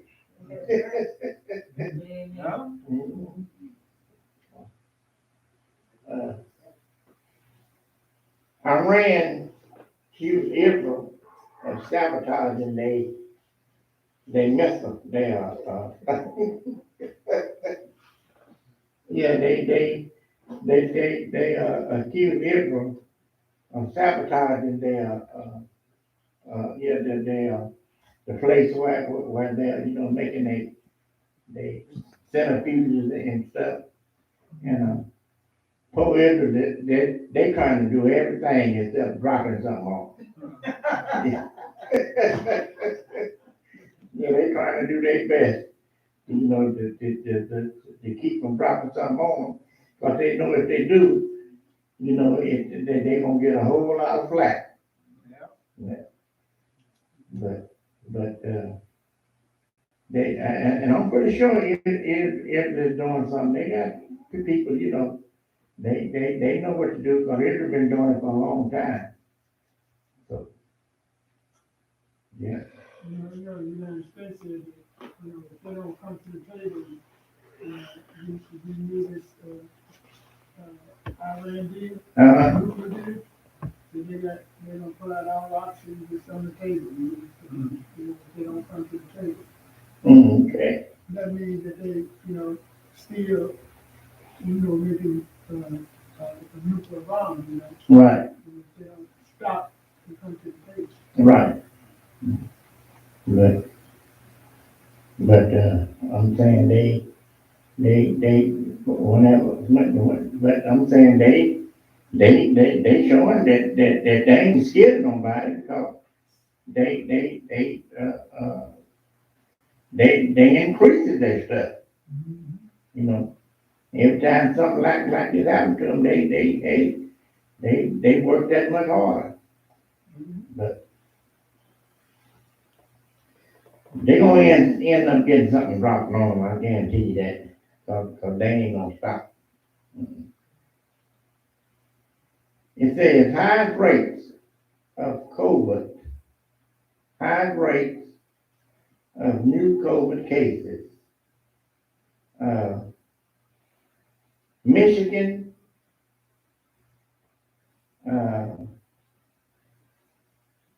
I think it was Miami, Wisconsin, and Michigan, and there was another one. But Michigan, they said they was up 86%. Yeah. They was up 86%. And they say it was because of shorter staff and the people not being vaccinated. Yeah. And it's getting higher. Yeah. Because people still don't want to get vaccinated. And the military said that they not giving no raises, they not giving no advancements, no re-enlistment, ain't doing none of that unless they comply. Yeah. And not only, not even the active duty, they said even the National Guard the same way. Oh. Yeah. They ain't say the National Guard, they, same rules go for them too. Yeah, they're gonna be losing a lot of people then. Cause, Yeah. that means that, a lot of people gonna stop volunteering. Yeah, but I don't know. I'm saying if war break out, they gonna need all the, Yeah. I'm Yeah. saying that they gotta consider. They gonna take this shot, they gonna miss this. Yeah, that's what I was saying, they gonna end up applying. Yeah. 15, 20 years, then gonna miss their career. Mm-mm. No, they ain't gonna do that. Mm-mm. I don't think you can do that, but. Huh? Education is something that we have now. Huh? Even if they're replacing that easy. Okay. You gotta get black rolling around. Yeah. They figure, yeah, but they figure that they figure that you get COVID and mess up a whole unit, mess up a whole lot of folks. That Right. That's true better too. to get you out the way. Right. That's true too. Yeah. I don't understand it. They don't want to take the shot. When they do ready to go overseas, they take a whole bunch of shots. Right, oh, yeah. Man, do they take shots? Yeah. Mm-hmm. They take a whole lot of shots. Yeah. Yeah. They don't question that. And FDA authorizes COVID boosters for all of for the Pfizer and what they call it, Moderna. Yeah, Moderna. Mhm. So everybody that took the Moderna, they got booster shot for you now. Yep. Mhm. And you can take also they gave me my, flu shot with it. Oh, okay. They said that, you can take, any booster shot, Yeah. from different ones, Pfizer, Moderna. Yeah, they say you don't have to just stay with Pfizer that's where you had your back. I ain't want to take no chance, no mix and match. I won't go. Well, I agree, but that's what they said. Yeah, I know what they said. Yeah. I know my job there, they gave us $500, about 3 months ago. If you, let's see. You take the shot. Yeah, but they gave us, but we hadn't touched the shot. So they didn't give y'all 500. Yeah, they gave us $500. They, first they gave us $500 COVID money. That $500 that we first got was COVID. Yeah, it was COVID the first time. But then they turn around and gonna give us 500 if you can prove that you took the shot. Oh. Yeah. Mhm. Yeah. And then the school board voted on the, wearing of the mask. We'll do away with it in January. Yeah, Yeah. After do Christmas away with break. yeah, after Christmas break, yeah. You don't, yeah, but the kids got to wear them on buses, on the school buses. Well, see, they depending on that all the kids gonna be vaccinated. Yeah, The mask, in order for you not to wear your mask, you have to be vaccinated. If you're not vaccinated, you still won't wear your mask. oh, okay. That sounds a little better, Right. yeah, You say in Israel, 50% of the cases is kids. yeah. The kids from 12 up. Being vaccinated, From yeah, 5 up to the last 12, they Tuesday, they Tuesday start Tuesday. From 5 up. yeah.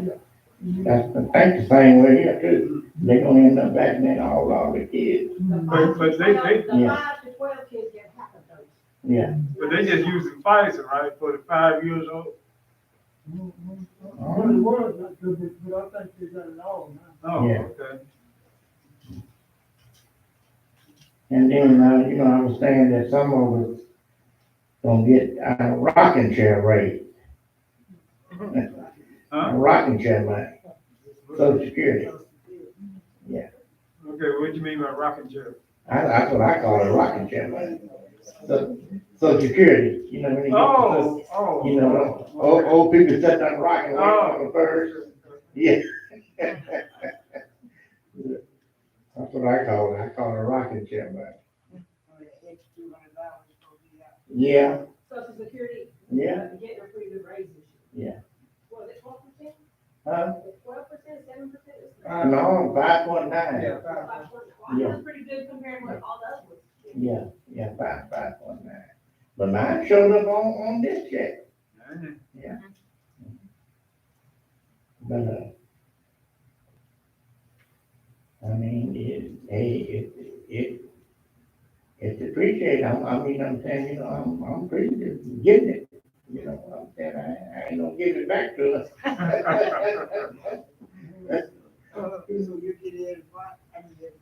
Oh, yeah. Well, I thought they were supposed to give it around January. Well, that's what other people say. He thought they said. But I think when they gave me my letter, they said mine was supposed to be in this month. Mhm. Yeah. And I know it was on that, because it was $220 more than what it normally be. Mhm. And when you figure up that, it's a percentage thing. Right. Yeah, it goes on, 6% would be $6 on every 100. Yeah. That's what it is, yeah.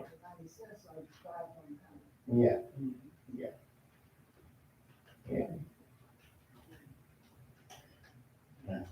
And, that's my answer.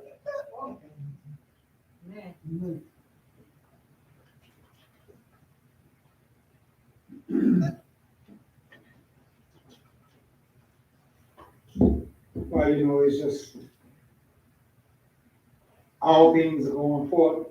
Everybody's kind of manipulating and moving to try to win. See, that was one of the things that really got Trump. He was really aggravated about it because he done sent y'all that money And It's stimulus. that stimulus money, and he thought for sure the government was gonna get it over. Yeah. You know, when I got mine, it said, thanks to President Trump. Yeah. That's the first thing that come out. Make sure you vote for it. Yeah, right, make sure you thank Trump for this year. Yeah, they check out so you get a name on it like that. Yeah, yeah. And so that's why they were all shocked and he lost that raise.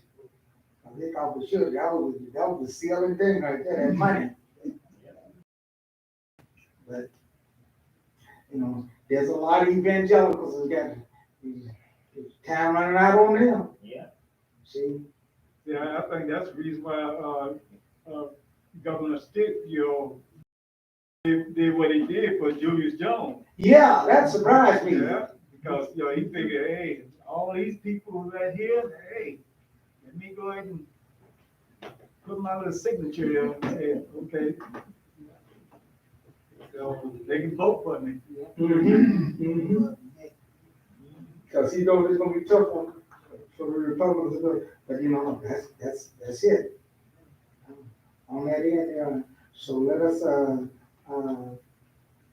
move forward in these things here, and, we get a chance to kind of, see how things work out on that end, you know. Okay. Okay, that's what I'm looking for. All right. Thank you to bow our heads now for tonight, Baraka.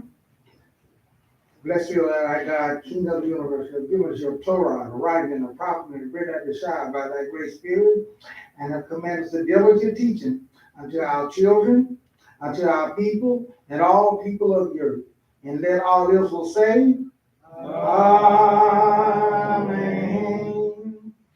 Our Torah reading for this week's Parashah is found in the book of Genesis, starting at the 32nd chapter, starting the 4th verse through the 36th chapter and the 43rd verse. That is Genesis 32:4 through the 36th chapter and the 43rd verse. Our Haftorah reading is taken from the book of Hosea, the 11th chapter, starting at the 7th verse through the 12th chapter and the 12th verse. That is Hosea 11:7 through the 12th chapter and the 12th verse. This is Parashah 8, Vayishlach, and it means, and he sent out. And our scripture reading will be taken from a Haftorah reading, which will be given by Shemash. Let us give him our undivided attention as you read the word of God to us.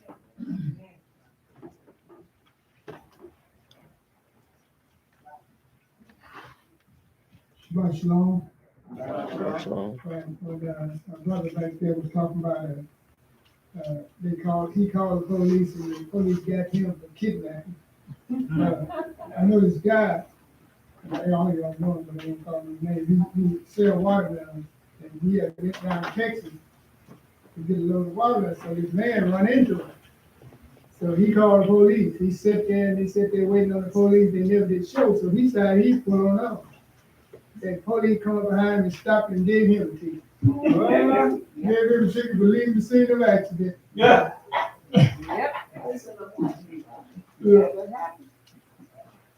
Scripture reading is taken from Hosea, the 11th chapter, 7 through the 12th verse. It's Hosea 11, 7 through 12, and it's page 719. It says, my people are hanging in suspense about returning to me, and though they call them upwards, nobody makes a move. Ephraim, how can I give you up or surrender you, Israel? How could I treat you like Adamah, or make you like Zeboim? My heart recoils at the idea, as the compassion warms within me. I will not give vent to the fierceness of my anger. I will not return to destroy Ephraim, for I am God, not a human being, the Holy One among you, so I will not come in fear. They will go after Adonai, who will roll like a lion, for he will roll and the children will come trembling from the west. They will tremble like a bird as they come from Egypt, like a dove as they come from the land of Asher, and I will resettle them in their own houses. Ephraim surrounds me with lies, and the house of Israel with deceit. Yehuda still rules with God, and is faithful with holy ones. May y'all discussion.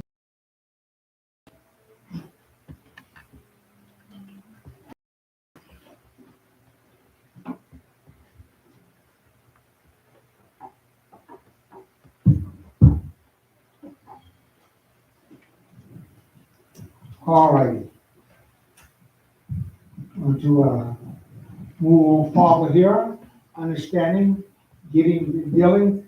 I hope that we are beginning to open up our eyes and see how God operates. You know, people got all kind of ideas as to how God operates and things, and just because you got ideas don't mean that that's the way it is. I talk to people and they, oh, God can do this, God can do that. But God operates at a certain pace too. See? And he means what he says. See? Amen. And he knows what we need in those things there. Right. And so it's best for us to do those things there. Notice this. Yah does his part. He gonna do his part. But as I said before, it takes two in fulfilling a contract. It takes two to do their part. See? And we've got to follow through on those things there. It's for marriage to work, it takes two. See, those two become one.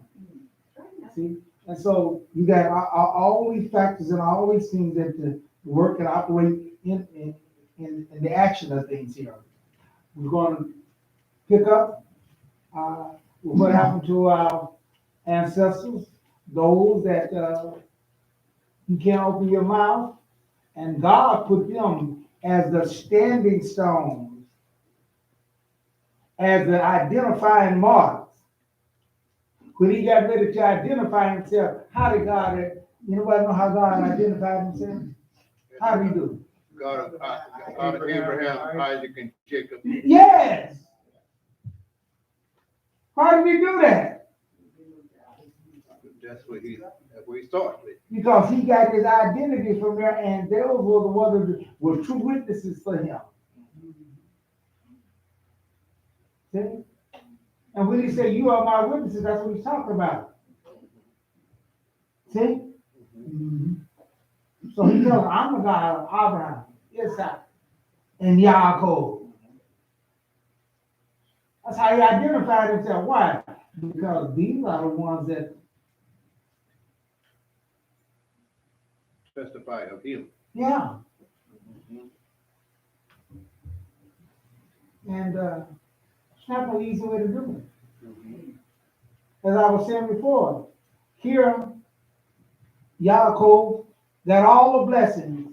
And I went back and read over some of the blessings. You know, I went back on them, read on blessings.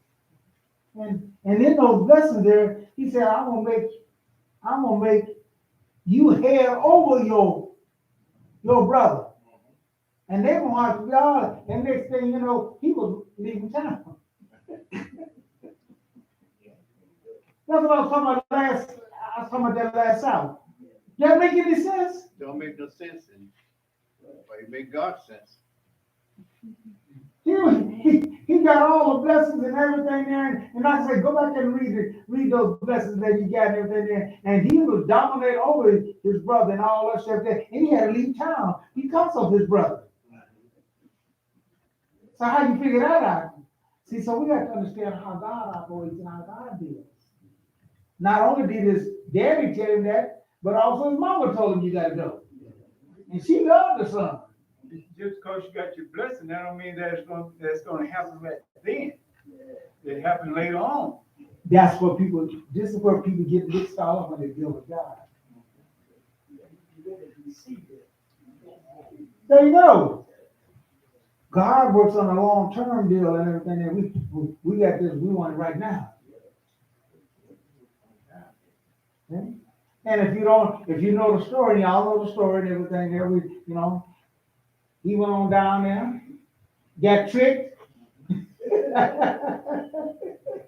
Don't be a thing over time. He got all the blessings now, and he go down there and get tricked. Yeah. He wound up and got 2 wives. Then he messed around and wound up with 4 wives. You know he had 4 wives, right? Yes, he had 4 wives.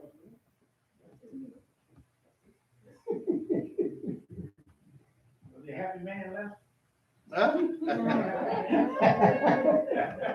Did he have headaches, heartaches? No, I think That's to say, he feel like that he was a happy man.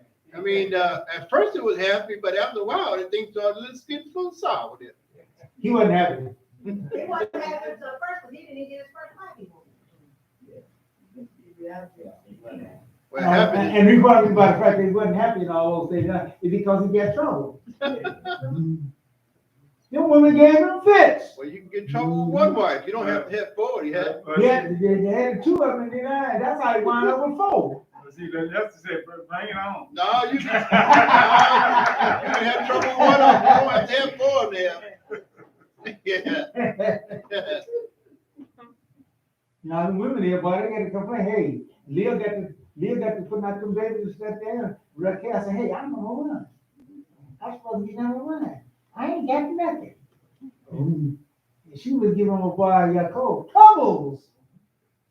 What's She your was giving problem him with fits, Yaakov? man. What's wrong with you?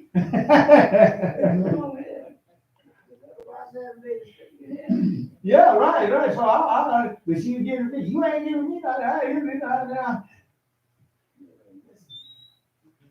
He said, hey, I'm doing all I can do.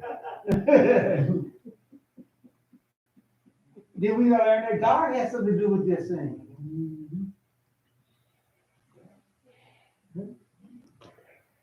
So when you start doing those things, you invite God in on a lot of things, and you just can't do them. And that's what I'm trying to tell you now. When we say we're gonna be a child of God, when we say we're gonna do everything, you invite God gets into everything. Get in your business. He is your business. How you run your house. Who you let come and be in your house. All those things. You become the everything. You can't go around like some of these people as kids and stuff. Ain't nothing me. That's her. That's him. Hey, you and the women, y'all in the same house. You don't want to get yourself a lot. Well, that's her house. Ain't nothing like that. What you doing setting up in there then? You just barely hanging on. And if you get too far out, she gonna tell you to hit the road, Jack. The road, Jack. Don't come back no more. Oh, she know what we out there before you back in. Yeah. You said I could get a little put the car. Come on back in, baby. And you learned your lesson. Yeah. There you go. I was a yo-yo one time, and at one time, You were a yo-yo, huh? yeah, I was our yo-yo. Woo, that woman had me yo-yo for 63 times. This one here, the one in New Orleans. But the one in New Orleans, oh, she was a hell raiser. She loved him one day, and she, oh, I'm so sorry, baby. Come on back home. Get a call and do something. I didn't pay my nails bill. You know how you get the nails done. I didn't pick my nails bill that week. My mom called. Hey, son, how you doing? I said, well, my mom called me this time. Oh, I'm all right, Mom. Don't go home, son. Your bag's over here.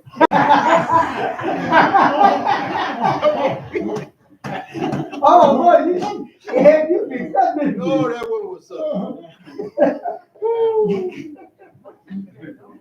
This year call you, love you long time. Love you a long time. Yeah, don't worry. She'll come over to my grandmother's house. come on, baby, and kiss me and love me and all that stuff. We go back to the house. I'm thinking she's gonna change. And when we go back to the same thing, I say, I'm tired of this woman. I say, yeah, you're gonna have to go. You're gonna have to do something about this. And that's what he told me. Hey, you gotta leave here and go to somewhere. I'm gonna take you somewhere else. He said she wasn't gonna make it, and she ain't gonna make it. She passed. Oh yeah, she was a down. Anyway, go ahead, Pastor. When God makes deals and he makes those things there, then he stay with his word. He stay with those things there. After these years of time, you know, any come time, and all that time, God is performing what he said he was going to do. That's what I want you to see. Yeah. Without him reciprocating back. Mm-hmm. What he said that he's going to do. Y'all remember what I told you that he made a vow to and all in the to him. Mm-hmm. And he said, I'm gonna do this because I want protection. Mm-hmm. Well, God kept his bargain, and he needed it. See, y'all know what we need. We don't. A lot of times we don't know what we need. But this a man that got all the blessings, and y'all, and he needs protection. Some of us get high-minded and everything, and think we don't need no protection. We don't need it because we got look good. This man got all that and still need it. Still need protection. And that should let us know some things too. Yeah. Some common things that you get that ain't qualified to just. See, that's what's wrong with a rich man. Yeah. See? It ain't the fact that him being rich is the problem. The one over there, he counts on the wrong thing. He relies on the wrong thing.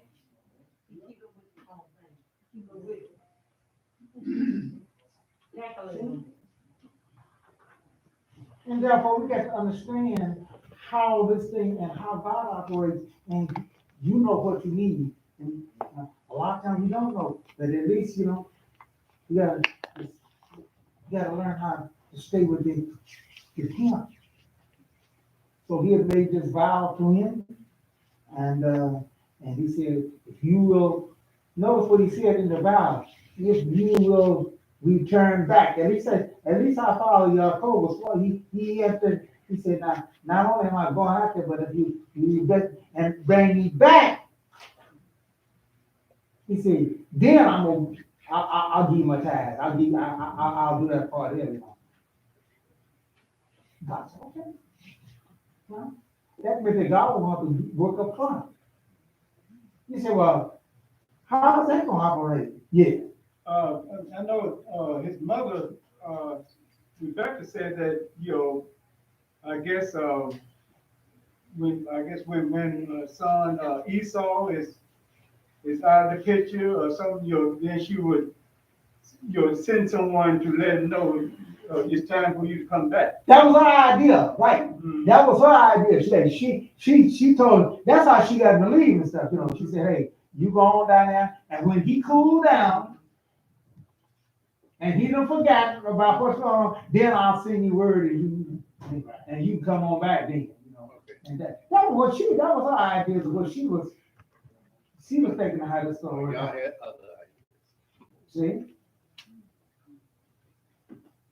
And so she figured he won't be married forever, Yeah. But he's upset now, and he want to kill you. See? And if we talked about that, he got into a contest, man on man, he probably won out. See? And so she knew that. So he went on down, all these things happen, and then it comes a time when he's got to leave. See? And by this time, God done blessed him. God done blessed him with a lot of riches. When he went down there, he didn't have nothing. He didn't have nothing. He didn't have a coat and everything enough to be able to roll it up and make him a soft coat. Yeah, he he had to use a rock.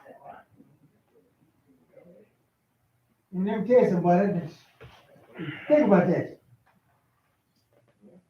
That's gotta be rough, man. Huh? That's tough. Well, that was one of the things that they say, they teach, that's why you was not to take a man's clothing and his coat and everything there from him, and he had to give it back to him that day. At the end of that day and everything, you couldn't keep it, because that was part of his bedding. See, you're right, and that was part of his bedding, so he put that up and everything, he had to let him work and all those things, and you had to get that back to him, you couldn't keep that, because like I said, you take his cloak off and everything, that was his covering, that was his cover with him for him, and then he could take part of that there and roll it up, make him a pillow, and so and so you had to give it, you couldn't keep it. See, they wasn't like us now. We got 4 or 5 different suits and stuff like that there. That was the men got. Yeah, that's the At man. the house, the women got 4 or 5 closets. Probably closets. You got that. If you know what I mean. They got this and all in this. They got this and all in that, yeah. Closet for one shoe. Called shoe closet. Some, okay, very few some. Okay. All right. Oh, yeah. See. I've been wearing the same suit for 2 years. But because over there now, the women now, man, hey, you got 1, 2, 3, you might have 3 or 4 closets in your house there. I guarantee you. I could be wrong, and she just got to tell me that's wrong. But on most of them, the guy gonna.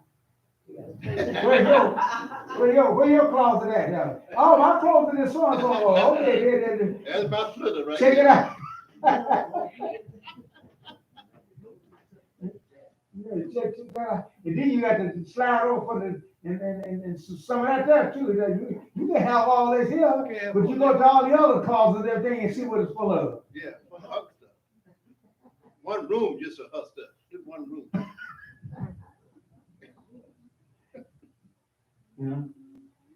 But that's the way life has done changed now. Which I changed. See? And so hey, look, the husband pleased with that, and I'm happy for you. Yeah. I was working with it. So the guy gonna say, well, how's it at your house? You talking all that noise and everything, we ain't gonna discuss it.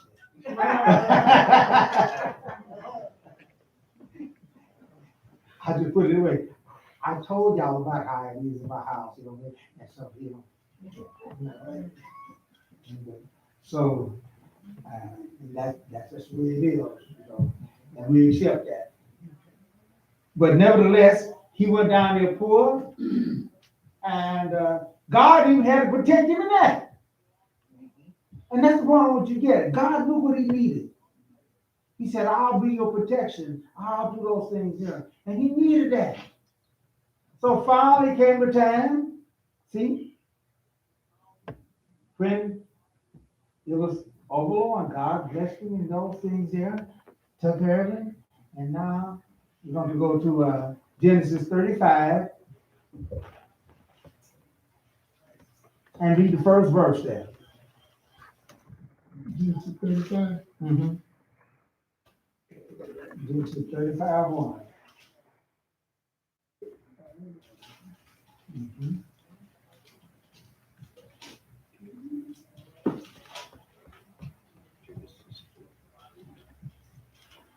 Sooner or later, it's gonna come down to a decision.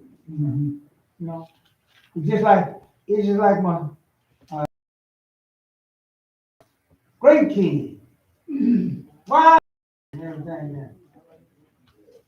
God tell him, don't multiply all of them. Don't multiply all of them wives. Because if you don't, you're gonna have some, you know. Now, I have to give him credit. He did all right as long as he was young. Because the Bible says, if when he got old, That's the problem. I ain't young like I used to be. that's right. I can't do what I used to do. And the women start taking over then. Before that day, it's gonna be like I said, it's gonna be like this and all that there. After that day, you got to start getting a little old, start slipping here and there. You're gonna be able, you have to give me a robe out there. You want to go get this here. You got to give me a garden out there. You got to go do this here and everything because that other ain't getting it done here. And he started, he lost it. But they didn't follow God, and what God had said about the kings and about the one, he wouldn't have had that problem. Yeah, that's true. God told him, don't multiply no. But as long as you was young, okay. Didn't he marry for political reasons, mainly? Oh, yeah, he had all different ideas and stuff, but his kid messed him up, though. Uh-huh. Messed him up, got him in trouble. So, And he lost 2 of the tribes. He lost 10 of the tribes to the house of David. so was he just married, when he married all those wives, was they just Israelite or they were different nations? No, he married women, you know, and there was a purpose for his all marrying a whole lot of different ones and everything like that. Yeah, he married. The point of it, Keep the peace. the bottom line was that he still messed up. Because what God said, don't do. He was doing like trees and. Oranges, apples, bananas. Oh, yeah. Yeah. So, he wound up, messed it all up. So God had to take the kingdom from him. Split it up. See? And that's why you had a house of Israel and you had a house of Judah. You had the 12 and the 2 and 10. See? Rehoboam and Jeroboam.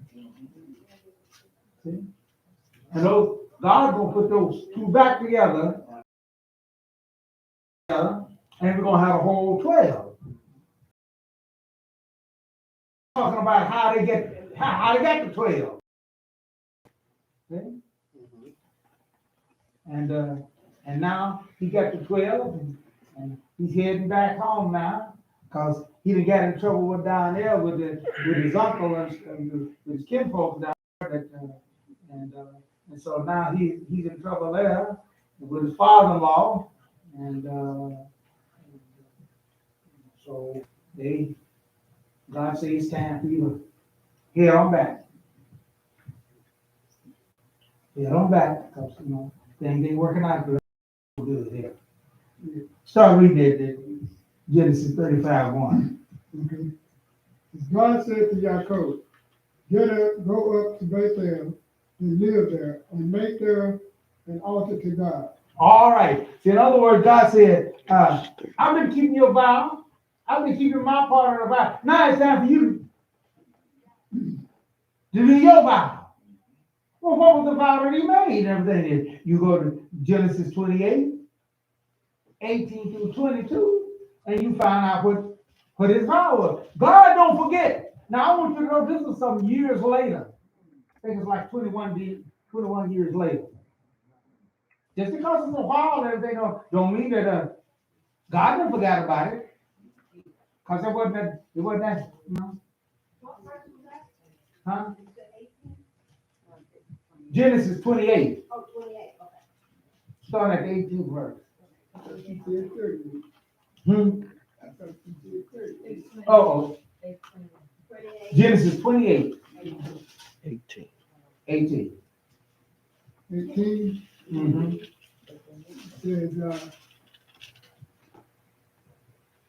Yaakov got up early in the morning, took the stone he had put on his head, set it up as a standing stone, poured olive oil on top of it, on its top, and named the place Bethel, house of God. But the town had originally been called Luz. Yaakov took this vow, if God will be with me and will guard me on this road that I am traveling, giving me bread to eat and clothes to wear, so that I return to my father's house in peace. Then Adonai be my God. And this stone, which I have set up as a standing stone, will be God's house. And of everything you give me, I will faithfully return 1/10 to you. All right. That was his vow.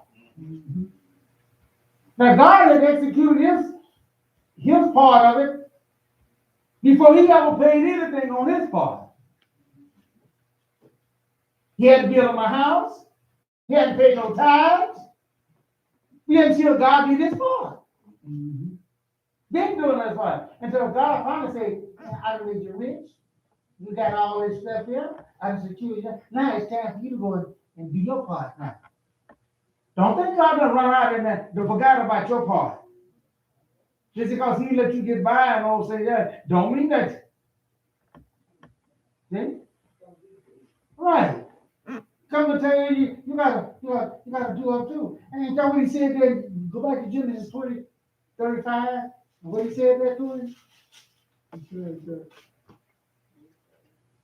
God said to Yaakov, get up, go up to Bethel and live there, and make there an altar to God. Now, he the one that said that he gonna do that. That was his part that he said he was gonna do. That was part of his vow. See? God said, I've been doing So God kind of operates to work like us on the job. When you go to your job and everything now, and they say, yeah, you hired and everything now, they don't feel like that money to you first. Well, what do? You work first and then you get paid. First paycheck. That's right. You gotta go do that work and everything. Then they do their part. Right, they hold back. Not on that, but right, that's right. They don't hold back. That's what 2 weeks in the hole. That's what they did us on our job and everything. You know, when I was cutting us out.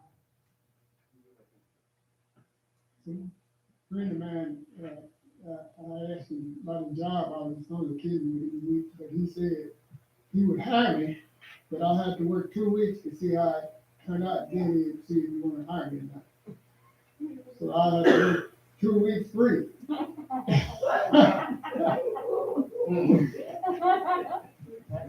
Yeah, he wanted to see what that turned out already.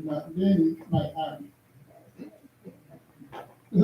Well, they don't do it quite that bad, you know. But I know on our job there, when we had a 90-day trial, but they paid you, you know. But you was on 90-day probation. See, so you couldn't get no stock, you couldn't get no this, you couldn't get no that. You just worked and you set your pay, you know. If you didn't have no privileges, you couldn't even get insurance. They didn't pay for you. They didn't pay for your insurance. Yeah, I was way back then. I don't know how everybody now is. So they do it still. They do it there. Probably about the same way now. I don't know. I've been on probation now. I was kind of thinking probation. I know I worked in day, man, at the same time. I started with full time. I put it on 90 days, cause like. No, some jobs. Right, we first work a week, put a week in the hole, and then next week. Cause like I said, might be how you get paid, cause we get paid by weekly, somebody get paid every 2 weeks, you know. Yeah, well, they paid me. I'll say, I got paid for the 90 days. I got my pay, But see, we get our benefits. but I didn't get no benefits. I wasn't, because you was not invested, nor was you considered a full time, what you call it, till those 90 days was up. Mm-hmm. That's the way my job do it. Huh? That's the way my job do it. Yeah. Most of y'all do. Now, I think in these last days here now, showing you about, and that's why I keep telling you about my God ain't desperate. On these last days there, they kind of let some of that slide now because they got desperate. Right, right. Work today, pay today. You know that when They done get desperate now. you know that when you get a job through a temp agency. You work, that way they're responsible for you. They just pay temp agency so much. Oh, yeah, right. For temporary, 90 days. Mm-hmm.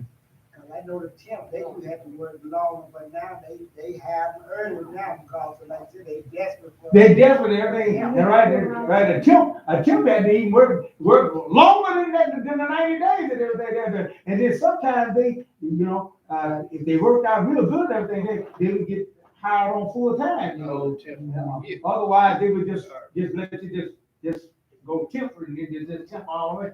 We had people that were on temp jobs for years. Mhm.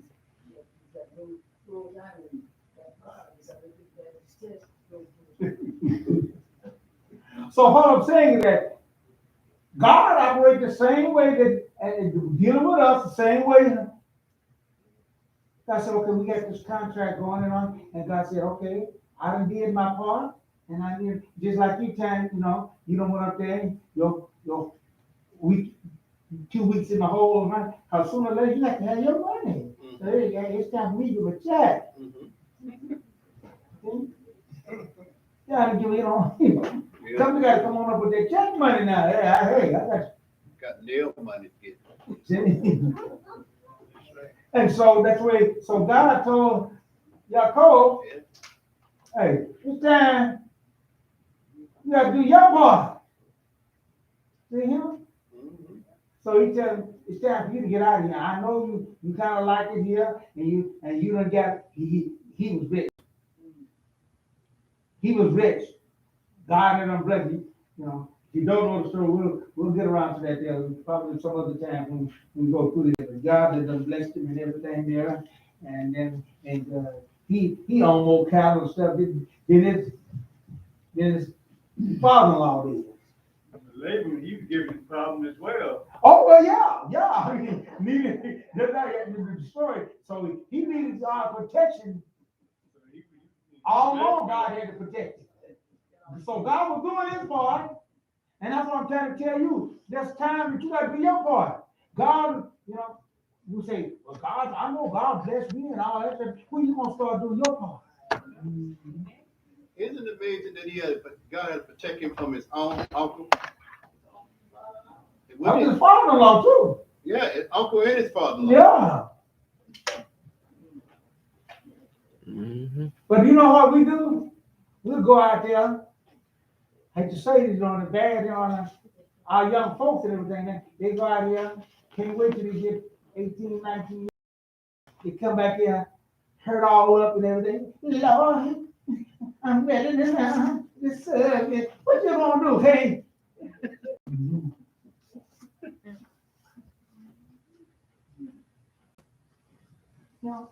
I ain't job, so I'm not too much fun out there. Yeah, I can't do that there like that. I gotta do it. But he said, Yaakov, it's time for you to, it's time for you to. Pay up. Pay up. That's right. It's time for you to do your part. It's time for you to pay your bond. And so we go back to Genesis 35 there. Now, God has some criteria, some things. We're gonna go back there and start reading there. Read on. Get up, go up to Bethel and live there, and make there an altar to God, who appeared to you when you fled Esau your brother. Then Yaakov said to his household and all the others with him, get rid of the foreign gods that you have with you. Oh, and God didn't tell him, you just can come back any way you want to. I want you to get this. God said, when you get ready to come back and you'll do those things, and you get ready to do that, you can't come back just like in the way you want. He said, I got some restrictions. And not only do the restrictions go to you, but he goes to all your people that's with you. And what's that, Lord? What I got to do? He told you got to get rid of all the pagan stuff you got there. You can't come in with all that. You can't come in with all that. People coming in and we got rules and regulations, and they want to do it. And why we can't do this here? And why? We got our young guys that they done went out there. See? Got themselves all mixed all up, messed all up, that we can't even talk about it and say nothing about it and everything. You got whole deal all in the ear and everything all out there and anything we can't say nothing about it. I just ask them a simple question. Whose slave are you? Mm-hmm. That's what I want to know. Because that's what you displaying to me. They gotta learn. One of y'all young men that I got on him, he was a doctor from out there for a while and everything. Yeah. Not only have one here, but he had two kids. He had two little things in there. I said, boy. Mm-hmm. I know you gonna say it, so I was trying to duck it. I said, I saw you trying to duck it. I saw you trying to duck it. I said, that would get my attention. I said, what? Not only got one here right here, he got two of them. One up there and then one down there. So that's all I need to know. God got you. God got me, woke me up, took me in, set me down, broke me down, and then said, now make me proud. It's funny you saying all that stuff because you was the one that did it. That's why I said it. You want to talk about it. Set me down, broke me down, now make me proud. Yeah, all right, so good. I like this. Now make me proud. I rose up, I came up out the mud. All right. Can't trust nobody, so in God I trust. There you go. All right, it is. And so here, God told me, get rid of all that pagan stuff. Not only for you, but for all the other folks. And that's what he had to do. He had to go, he's telling them all. Right? Yep. Read on. It says, purify yourself and put on fresh clothes. We're going to move on up and go up to Bethel. There I will build an altar to God, who answered me when I was in such distress and stayed with me wherever I went. They gave Yaakov all the foreign gods in their possession and the earrings they were wearing. And Yaakov buried them under the potassium tree in Shechem while they were traveling. All right, so there they did that. So you gotta be very careful about your earring. Oh, I'm going to earring. What the fuck? And what kind you got now? Because of you're right. Well, you don't know what word. You just sticking stuff on there. You don't know what the word is. Lord, forgive them, but they know not what they do. But you gotta have some ideas of what's going on. You gotta be taught all those things there. So you just can't stick anything on there. So he told him, bring all that stuff there. I'm at the other somebody do. How I gotta ring my ring? You know, how come I got to do this here? His nose ring and all that and all that. You know, people got all kind of different criteria of why they have stuff and they got to do this here and they want to do it. I said, well, what does ring represent? Where do you get this? But many of them, they bought all their stuff. Why? Because they needed that extra protection. Right. That's why people still want to hold on to the Christmas tree. So here, he told them, get rid of all your pagan stuff. Get all of it, because when you get ready to go back and everything, you're going to need some extra protection. And I ain't going to be giving you no protection and stuff like that there, and you run around here giving it the glory and everything, some of these other gods and stuff there. and think that they're the one that doing those things. So you gotta get yourself together here and all Yourself those things. together. Everybody ain't gonna see eye to eye about whatever you do. You know, I just have to do my part and everything now. He had to do his part. And he did do his part. See? I came here and I told y'all what God had revealed to me and told me. You know, you do it or you don't do it. See? What I told, he told me, for that extra protection and all those things there, this is what we're gonna have to do and all that. I'm pretty sure these are, some people didn't like that and all those things there. But One thing that bothered me about this, who did he give the tithe to? I know Abraham, who he get a tithe to, but who did he get a tithe to? he did. He did. He gave it to the same person? Mhm. He gave it to the Most High God, priesthood of the Most High. Melchizedek? See? Of course, you know, you gotta know who he was, you know, there's a lot of Right. folks don't know who he was, you know, but he did do that.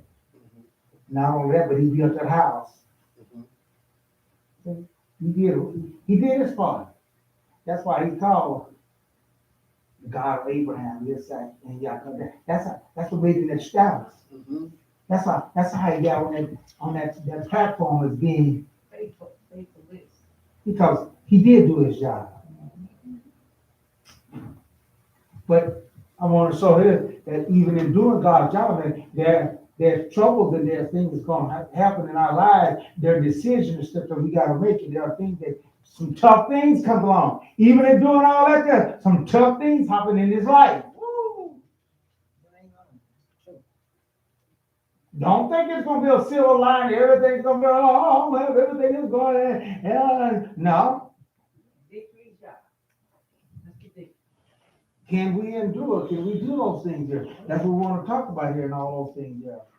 So, God said, you're going to need this extra protection that's going to go forth here. And therefore, this is what I want you to do. Now read on. It says, a terror from God fell upon the cities around them, so that none of them persuaded the sons of Jacob. Jacob and all the people with him arrived at Luz, that is Bethel, in the land of Canaan. I want you to get that part there. It says that a terror fell upon all of what you call around. See? Do you know what that terror was? The fear. That's right. That was the fear. Because when they messed with Yaakov, they got a big surprise. See, they got a message from the God. They got a message from the God. Say, hey, don't mess with him. Y'all been pushing me around. He'd have come out here and dug a well. Y'all come get that there. He dug another well over there, and y'all chased him off right there.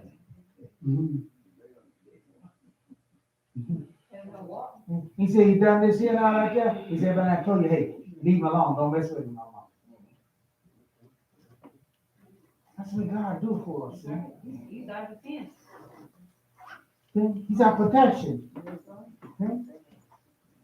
And therefore, things happen. And so therefore, that terror fell upon him, and they got to say, hey, you better leave this. You better leave this. Don't be messing. He got something going. He got something going for him. Hallelujah. I don't know what it is, but whatever he got for me, see? I remember on my job, that's what the guy, my boss come and told me. He said, man, I don't know what you got going for you. He said, you got something going for you. What are you talking about? I'm not even aware what you're talking about. But I know I'll say the witness for y'all. And I didn't let down for the things of y'all. He said, man, I wish I had your hold and everything. I don't know what you got and everything. He said, I didn't know. He said, well, you get away with a lot of stuff and everything. Yeah. You would have been fired and everything, and you still here. I I had no idea what this was talking about anything until I started getting it investigated. People started telling me everything. And he was one of the ones that tried his best, tried to get me fired. Right. Yeah. And couldn't get it done. You got a hold on something, you got a hold. Yeah, right. That's what he's saying. Everything. He's saying, I had someone protecting me. See? Not the thing that always go. I had to deal with some things, you know. But it couldn't right. And he said, man, I said, man, we're talking. I said, why'd you do that? I said, you said that. I said, I'm the reason why you got without your job and position there, you got now. How would you get mad and get angry with me? I said, they offered me that job way a long time ago, and I turned it down.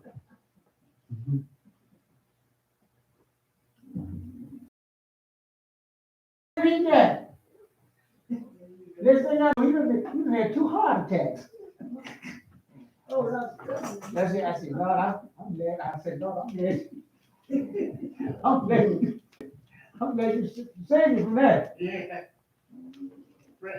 Yeah.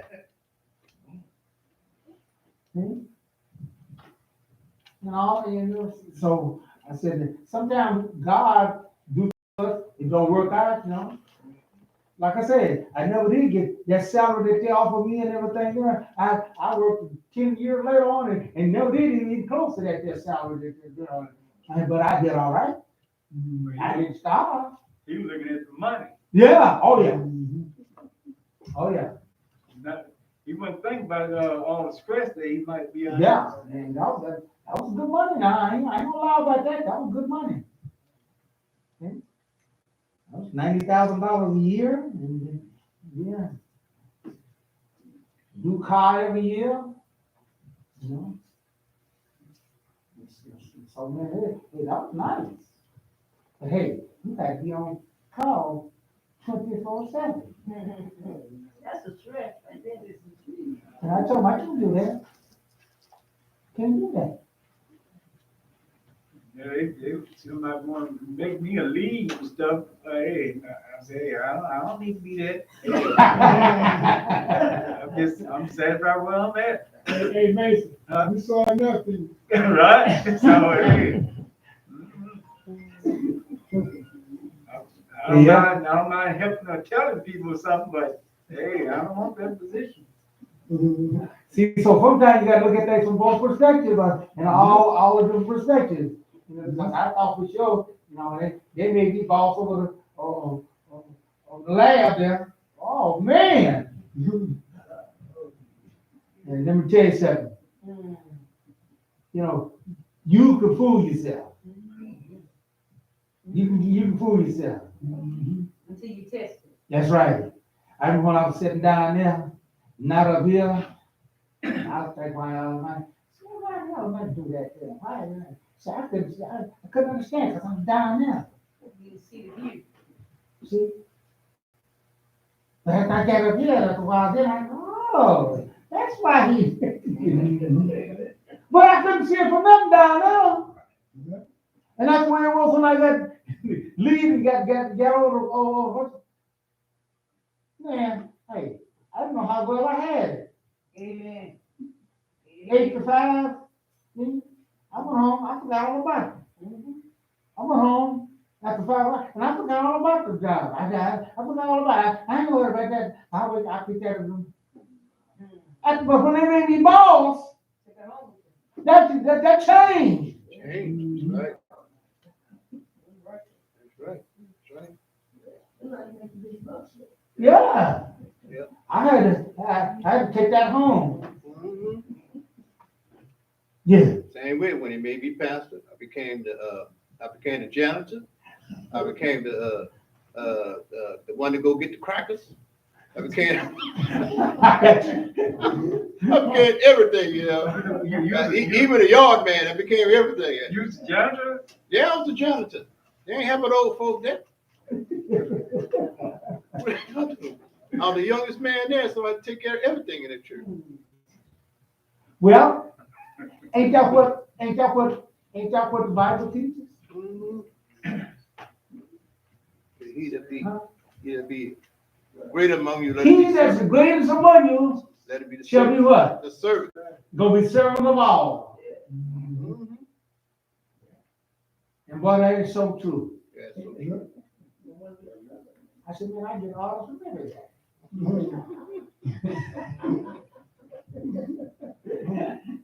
I said, y'all get orders, I get orders from everybody.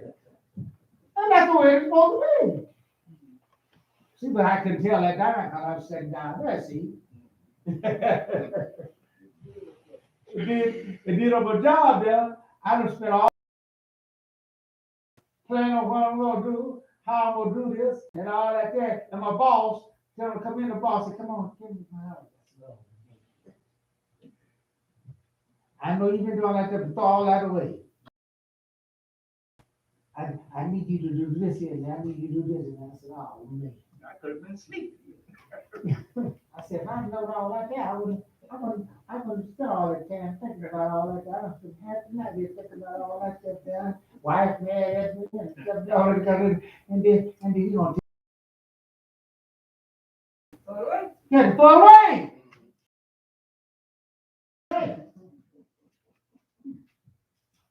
And what I'm telling you, and I'm saying that's the way it is with what's going on now. Okay? That situation, there are things you can't do any of those things there.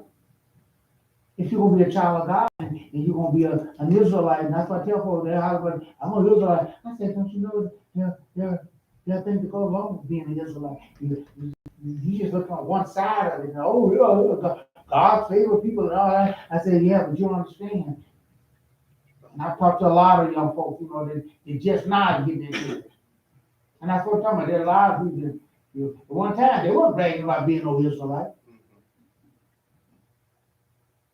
They were bragging about being Gentile. I'm a Gentile. Now, but then, and then we start telling them the full thing about it, then they Oh, no. ugh.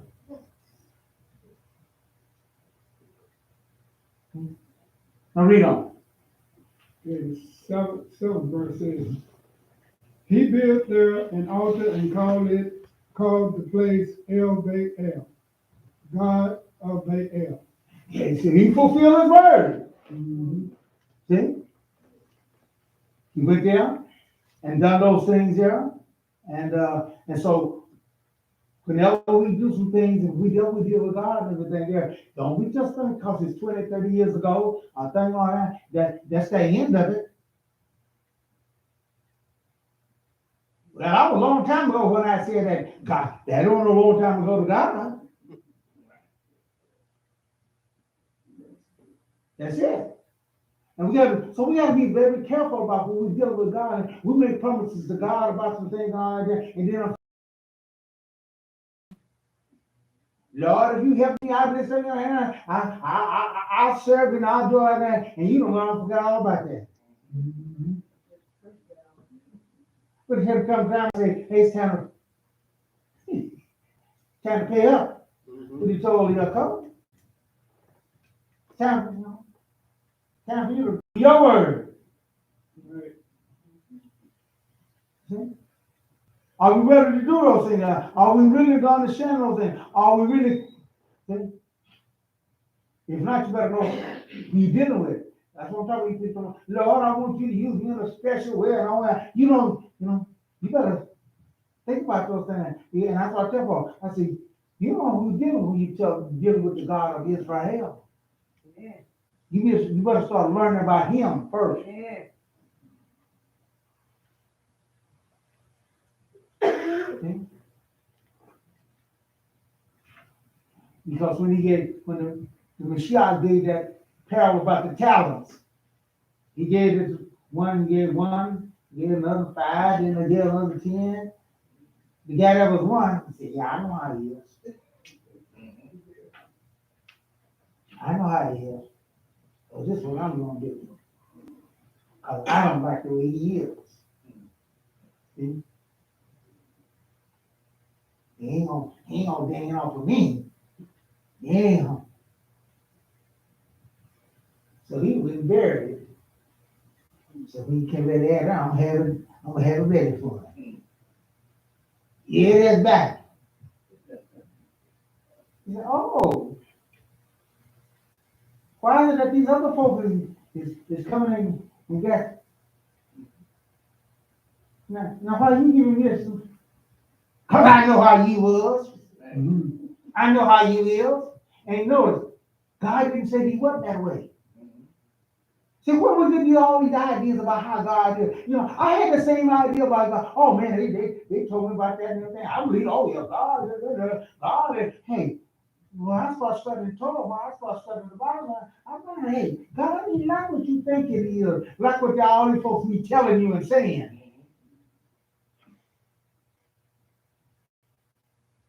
The Mashiach, when he's come, you let them know, God, my father ain't like what you think he is.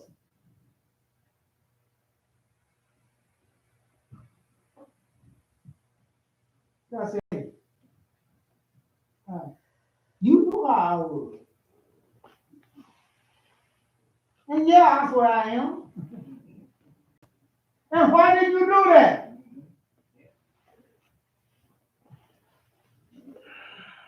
Therefore, you in trouble with me.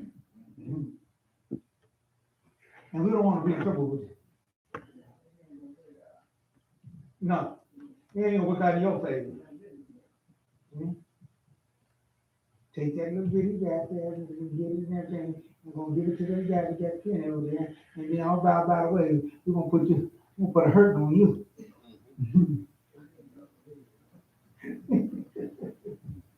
So dear folks, understand that when we do those things there, vow do make some sense. Vow do that. And it's very important when we do those things there. Okay? Keep those things and do those things. And that's what I was talking about last week when I said we're going, hey, our father, Yaakov, he was made that deal. And he set the standard for all his children. From him came the 12 tribes of Israel, us. Now, if we want to be like our father, who is greater than him, we're going to follow and keep those things up and doing those things here. See? Because we see that those are good things. We need that protection. Right. We need it even today more so, because we got all kind of stuff going on nowadays.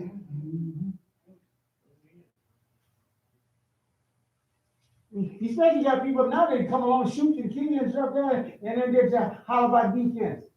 So, stand your ground and all that stuff there. Yeah.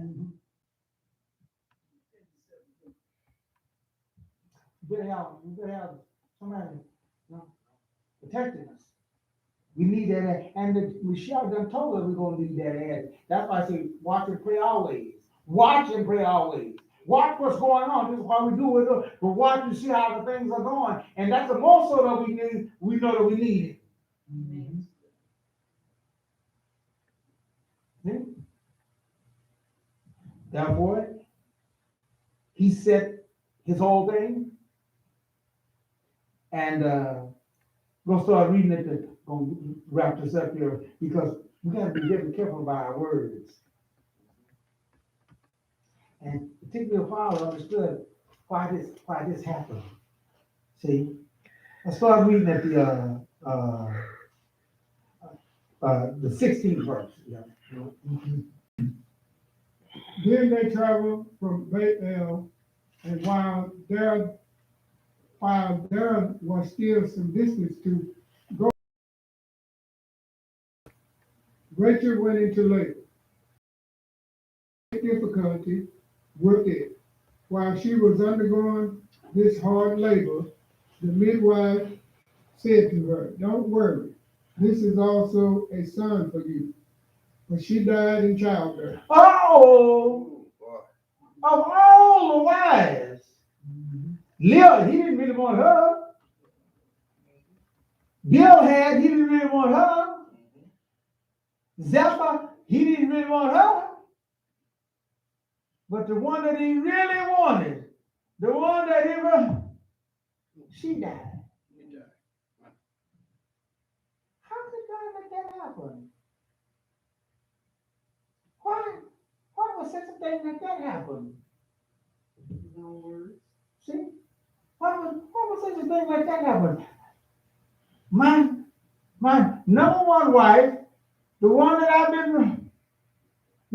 want to, and then she would die? I would lose her? Still got these others, but hey, you know what I mean? That sounds kind of tough, don't it? Yes.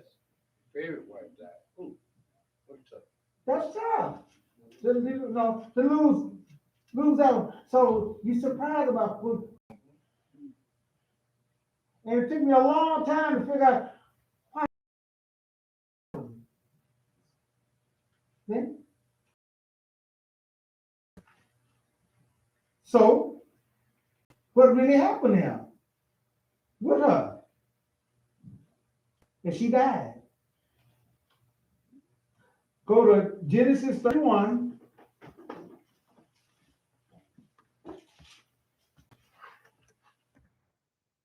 And start reading at the 30th verse there.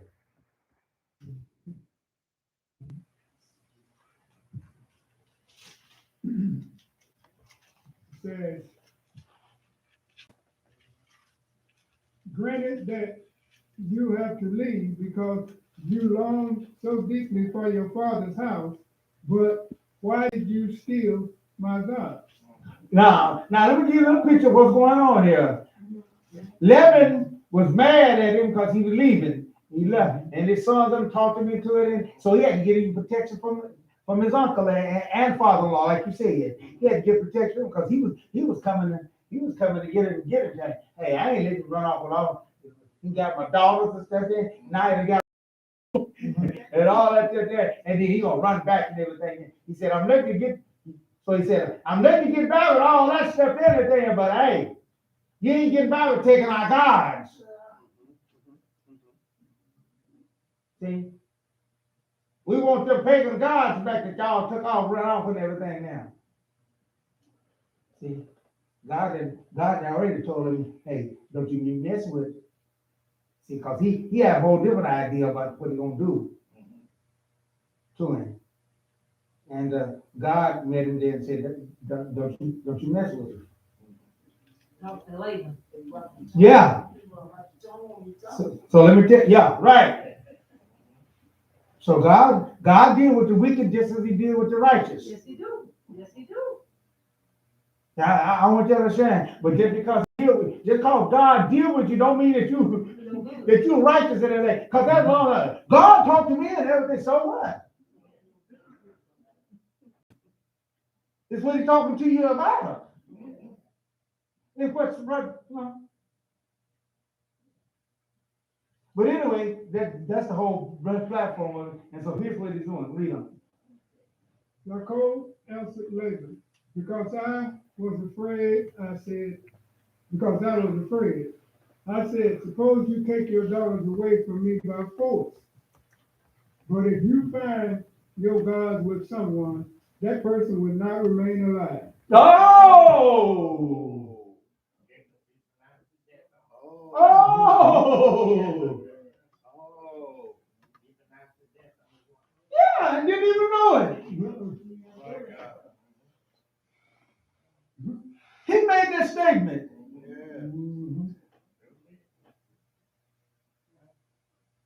So he was so sure that he done taught his wife, he done taught them all those things. And see, this is why you need to listen to your husband. You need to listen to those that are righteous and everything. So he was so sure that he didn't. And certainly, not of his wife. Read on. Let's see what happens. So with our kinsmen to witness, if you spot anything that I have which belongs to you, take it back. Jacob did not know that Rachel had stolen them. See them? He done pronounced a judgment upon her. And that's why I say we gotta be careful about our mouth. Yeah. And I keep telling you that there. Yeah. And we like to go, and I just take it to God and everything. You better leave God out of this. And that's what I tell folks when they can't get along with one another and all that. And I just take it to God. Hey, you should wait a minute. God tried to tell you at first, y'all need to get this stuff and work this out among yourselves. Yeah. Because when God get in the picture, something's gonna have to happen here. See? That's why I said, go work that thing out with you and your brother and everything. Then, or you work that out with you and your sister. Can't have your boss sitting up there mad at one another. You can see the fume. You can see the what's called come out off of you and the officeness and everything there. And especially here in the branch of Jerusalem, where our motto is, where our whole main thing is peace and love, and we got. Ain't gonna work. Ain't gonna work. Ain't gonna work. Can't work. See? So we have to be very careful about that. But yet he was very sure. I done told my folks about it. I done told my folks about it and all that shit there. And they know not to be messed with that there. See? And look and behold. She done sneaked off. She done sneaked off some of them. See? She done sneaked off some of that stuff. Yeah. He didn't know that. So what did he say? Read that again. Says, so with our kinsman to witness, if you spot anything that I have which belongs to you, take it back. Yaakov did not know that Rachel had stolen them. Laban went into Yaakov's tent. Well, no, I would read the first part there where. All the way back there. Yeah. Start at the 31st. starting at yeah. 31st. Yeah. Yaakov answered Laban, Yeah, that's it. because I was afraid. I said, suppose you take your daughters away from me by force. See, that's why he needed protection. Because he was afraid. Yeah. He was over there in the land. They had all the folks there. He was there by himself. And so he said, Laban said, how can you intend that? I would give you this singing all the air, you lying. He's lying. You can go to your party. Yeah, let's go to your party. And then I couldn't kiss him on. No, you lying. I know it. That's what I'm saying. Yaakov knows it. Yeah. I told say, hey, and if you want to get it right, what can I do? And so I was afraid. And he did need God's protection on it. Read on. 32 says, but if you find your goods with someone, that person will not remain alive. There you go. Your gods. Your gods. Huh? Your God. Yeah. You say goods. Oh, you said good. He said your gods. Right. I said good. Yes. Okay, God. Yeah. Okay, that doesn't say good. No, I say God. Oh, okay. All right, then, right. So he said, he pronounced that upon them. Because he was so confident in all those things here. And sometimes, we had this confidence that all on the same thing here, and you have to be very careful. You can get somebody in trouble. Okay? Even among us. Okay? Because we think everybody's up at the same level. We think everybody's up at the same par. We think that everybody and they ain't. That's one reason why I can repeat stuff over and over and over again and all that, and try to get those things in all that, so we can learn how to, because we need to be up to a certain status, so we can count on one another. So we can make these voices, make these things that, and not scared that we won't get somebody in trouble. If he didn't know that he was getting his wife, he probably wouldn't have said those things. Yeah, he didn't know that. And so look what she did there. Read over, yeah. So with our kinsmen to witness, if you spot anything that I have which belongs to you, take it back. Jacob did not know that Rachel had stolen them. Laban went into Jacob's tent, then into Leah's tent, and into the tent of the two slave girls. But he did not find them. He left Leah's tent and in Rachel's tent. Now Rachel had taken the household gods, put them in the saddle of the camel, and was sitting on them. So she was into them gods, and so way far more than what he thought she was. Cause she had done took them, she had done hid them things. She was sitting on. She had them right, huh? Said she was sitting on. She had them things well hid. She wasn't want to give them things up. And so that's what I'm saying. A lot of times you think people they at a certain level and everything there, and they what? Leah was all right. The other wives was all right. They defined, but there she was. The very one that you thought that you were gonna count on, your very one, and there she is.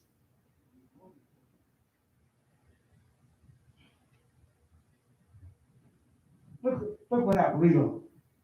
Laban felt all around the tent, but did not find it. He was looking for it though. He said, I know I'm missing it. I know somebody done got it here. Like this, she was, Yaakov getting a little upset and everything, you know, when he was going and now you're messing with Rachel and everything. He ain't found nothing at all either. Read on. 35 says, she said to her father, please don't be angry that I am not getting up in your presence. But it's the time of my period. So he searched, but he did not find the household god. Now notice that. She knew the law. She knew the rules, and she knew the one thing was mid-die. And she was in it. Right. Yep. How many we get up there? And that's what she had there, right there. If he'd got up and she checked under that seat there, right there, she would have found it. And she got back with it. Yeah, for the moment. Yeah, for a moment. She didn't get away, she got back. That's why I said she got back with it, not she didn't get away with it. That's exactly right. And dear folks, we see that what happened was going back up there, and we read there in the 35th chapter there, where she died in childbirth. He had to pronounce it wrong. Who didn't have it would die. So therefore, I'm hoping we learn it. Even though Yaakov, I want you to understand, Yaakov was a mainstay in God's laying out the family in which his son Mashiach would come through. And you can't even mention nothing about the God of Israel unless you mention about, Abraham, Isaac, and Yaakov. And even after all of that there, bad things happen. Because of this. So in closing for today, dear folks, we must keep our vows to Yah. See? Yeah. Just came to, well, that was 10 years ago. I was like, how do you do about those things? Sometimes those things don't come to pass until that time. But God ain't forgot about them. See? And we better get our act together. See? He does not take those things lightly, what we say. You know why God don't do it? Why you don't take it lightly? Because we're supposed to be like him.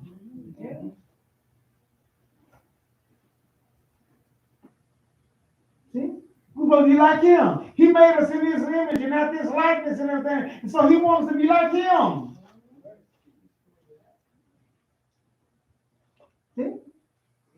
God said, I don't want my words to go out and void. My words to go forth. My words, your words is supposed to represent you. It's a reflection of you. Trying to be that, no. That's why he said, be ye holy, for he's holy. That's what I'm talking about. He wants us to be like him.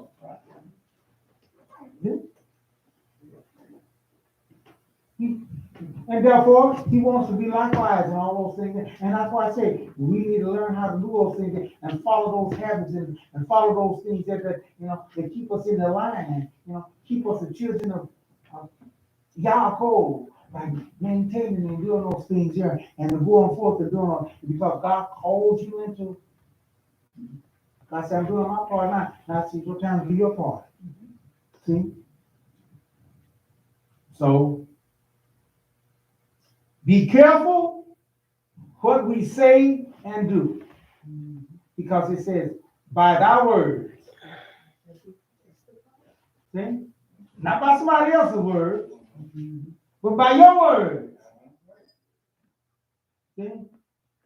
We're going to be condemned or we're going to be justified. That's why God is very. This is an example of those things. They're showing you how that God deals with us. And as he deals with him, who was that special to him, how much more he's going to deal with you that's right. If you don't let them get by, if you didn't let him slide, and he was a main card in his developing a family in which his son would come through, how much more do you think he gonna take about it? He gonna take this of me. He ain't gonna pay. Oh no. Oh no.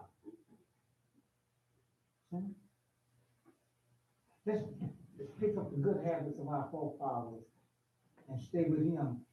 And as I said, we need that protection in these last days because he done told us things are gonna get terrible. Mm-hmm. Things gonna get worse. Mm-hmm. But God will protect us. Mm-hmm. God will watch over us.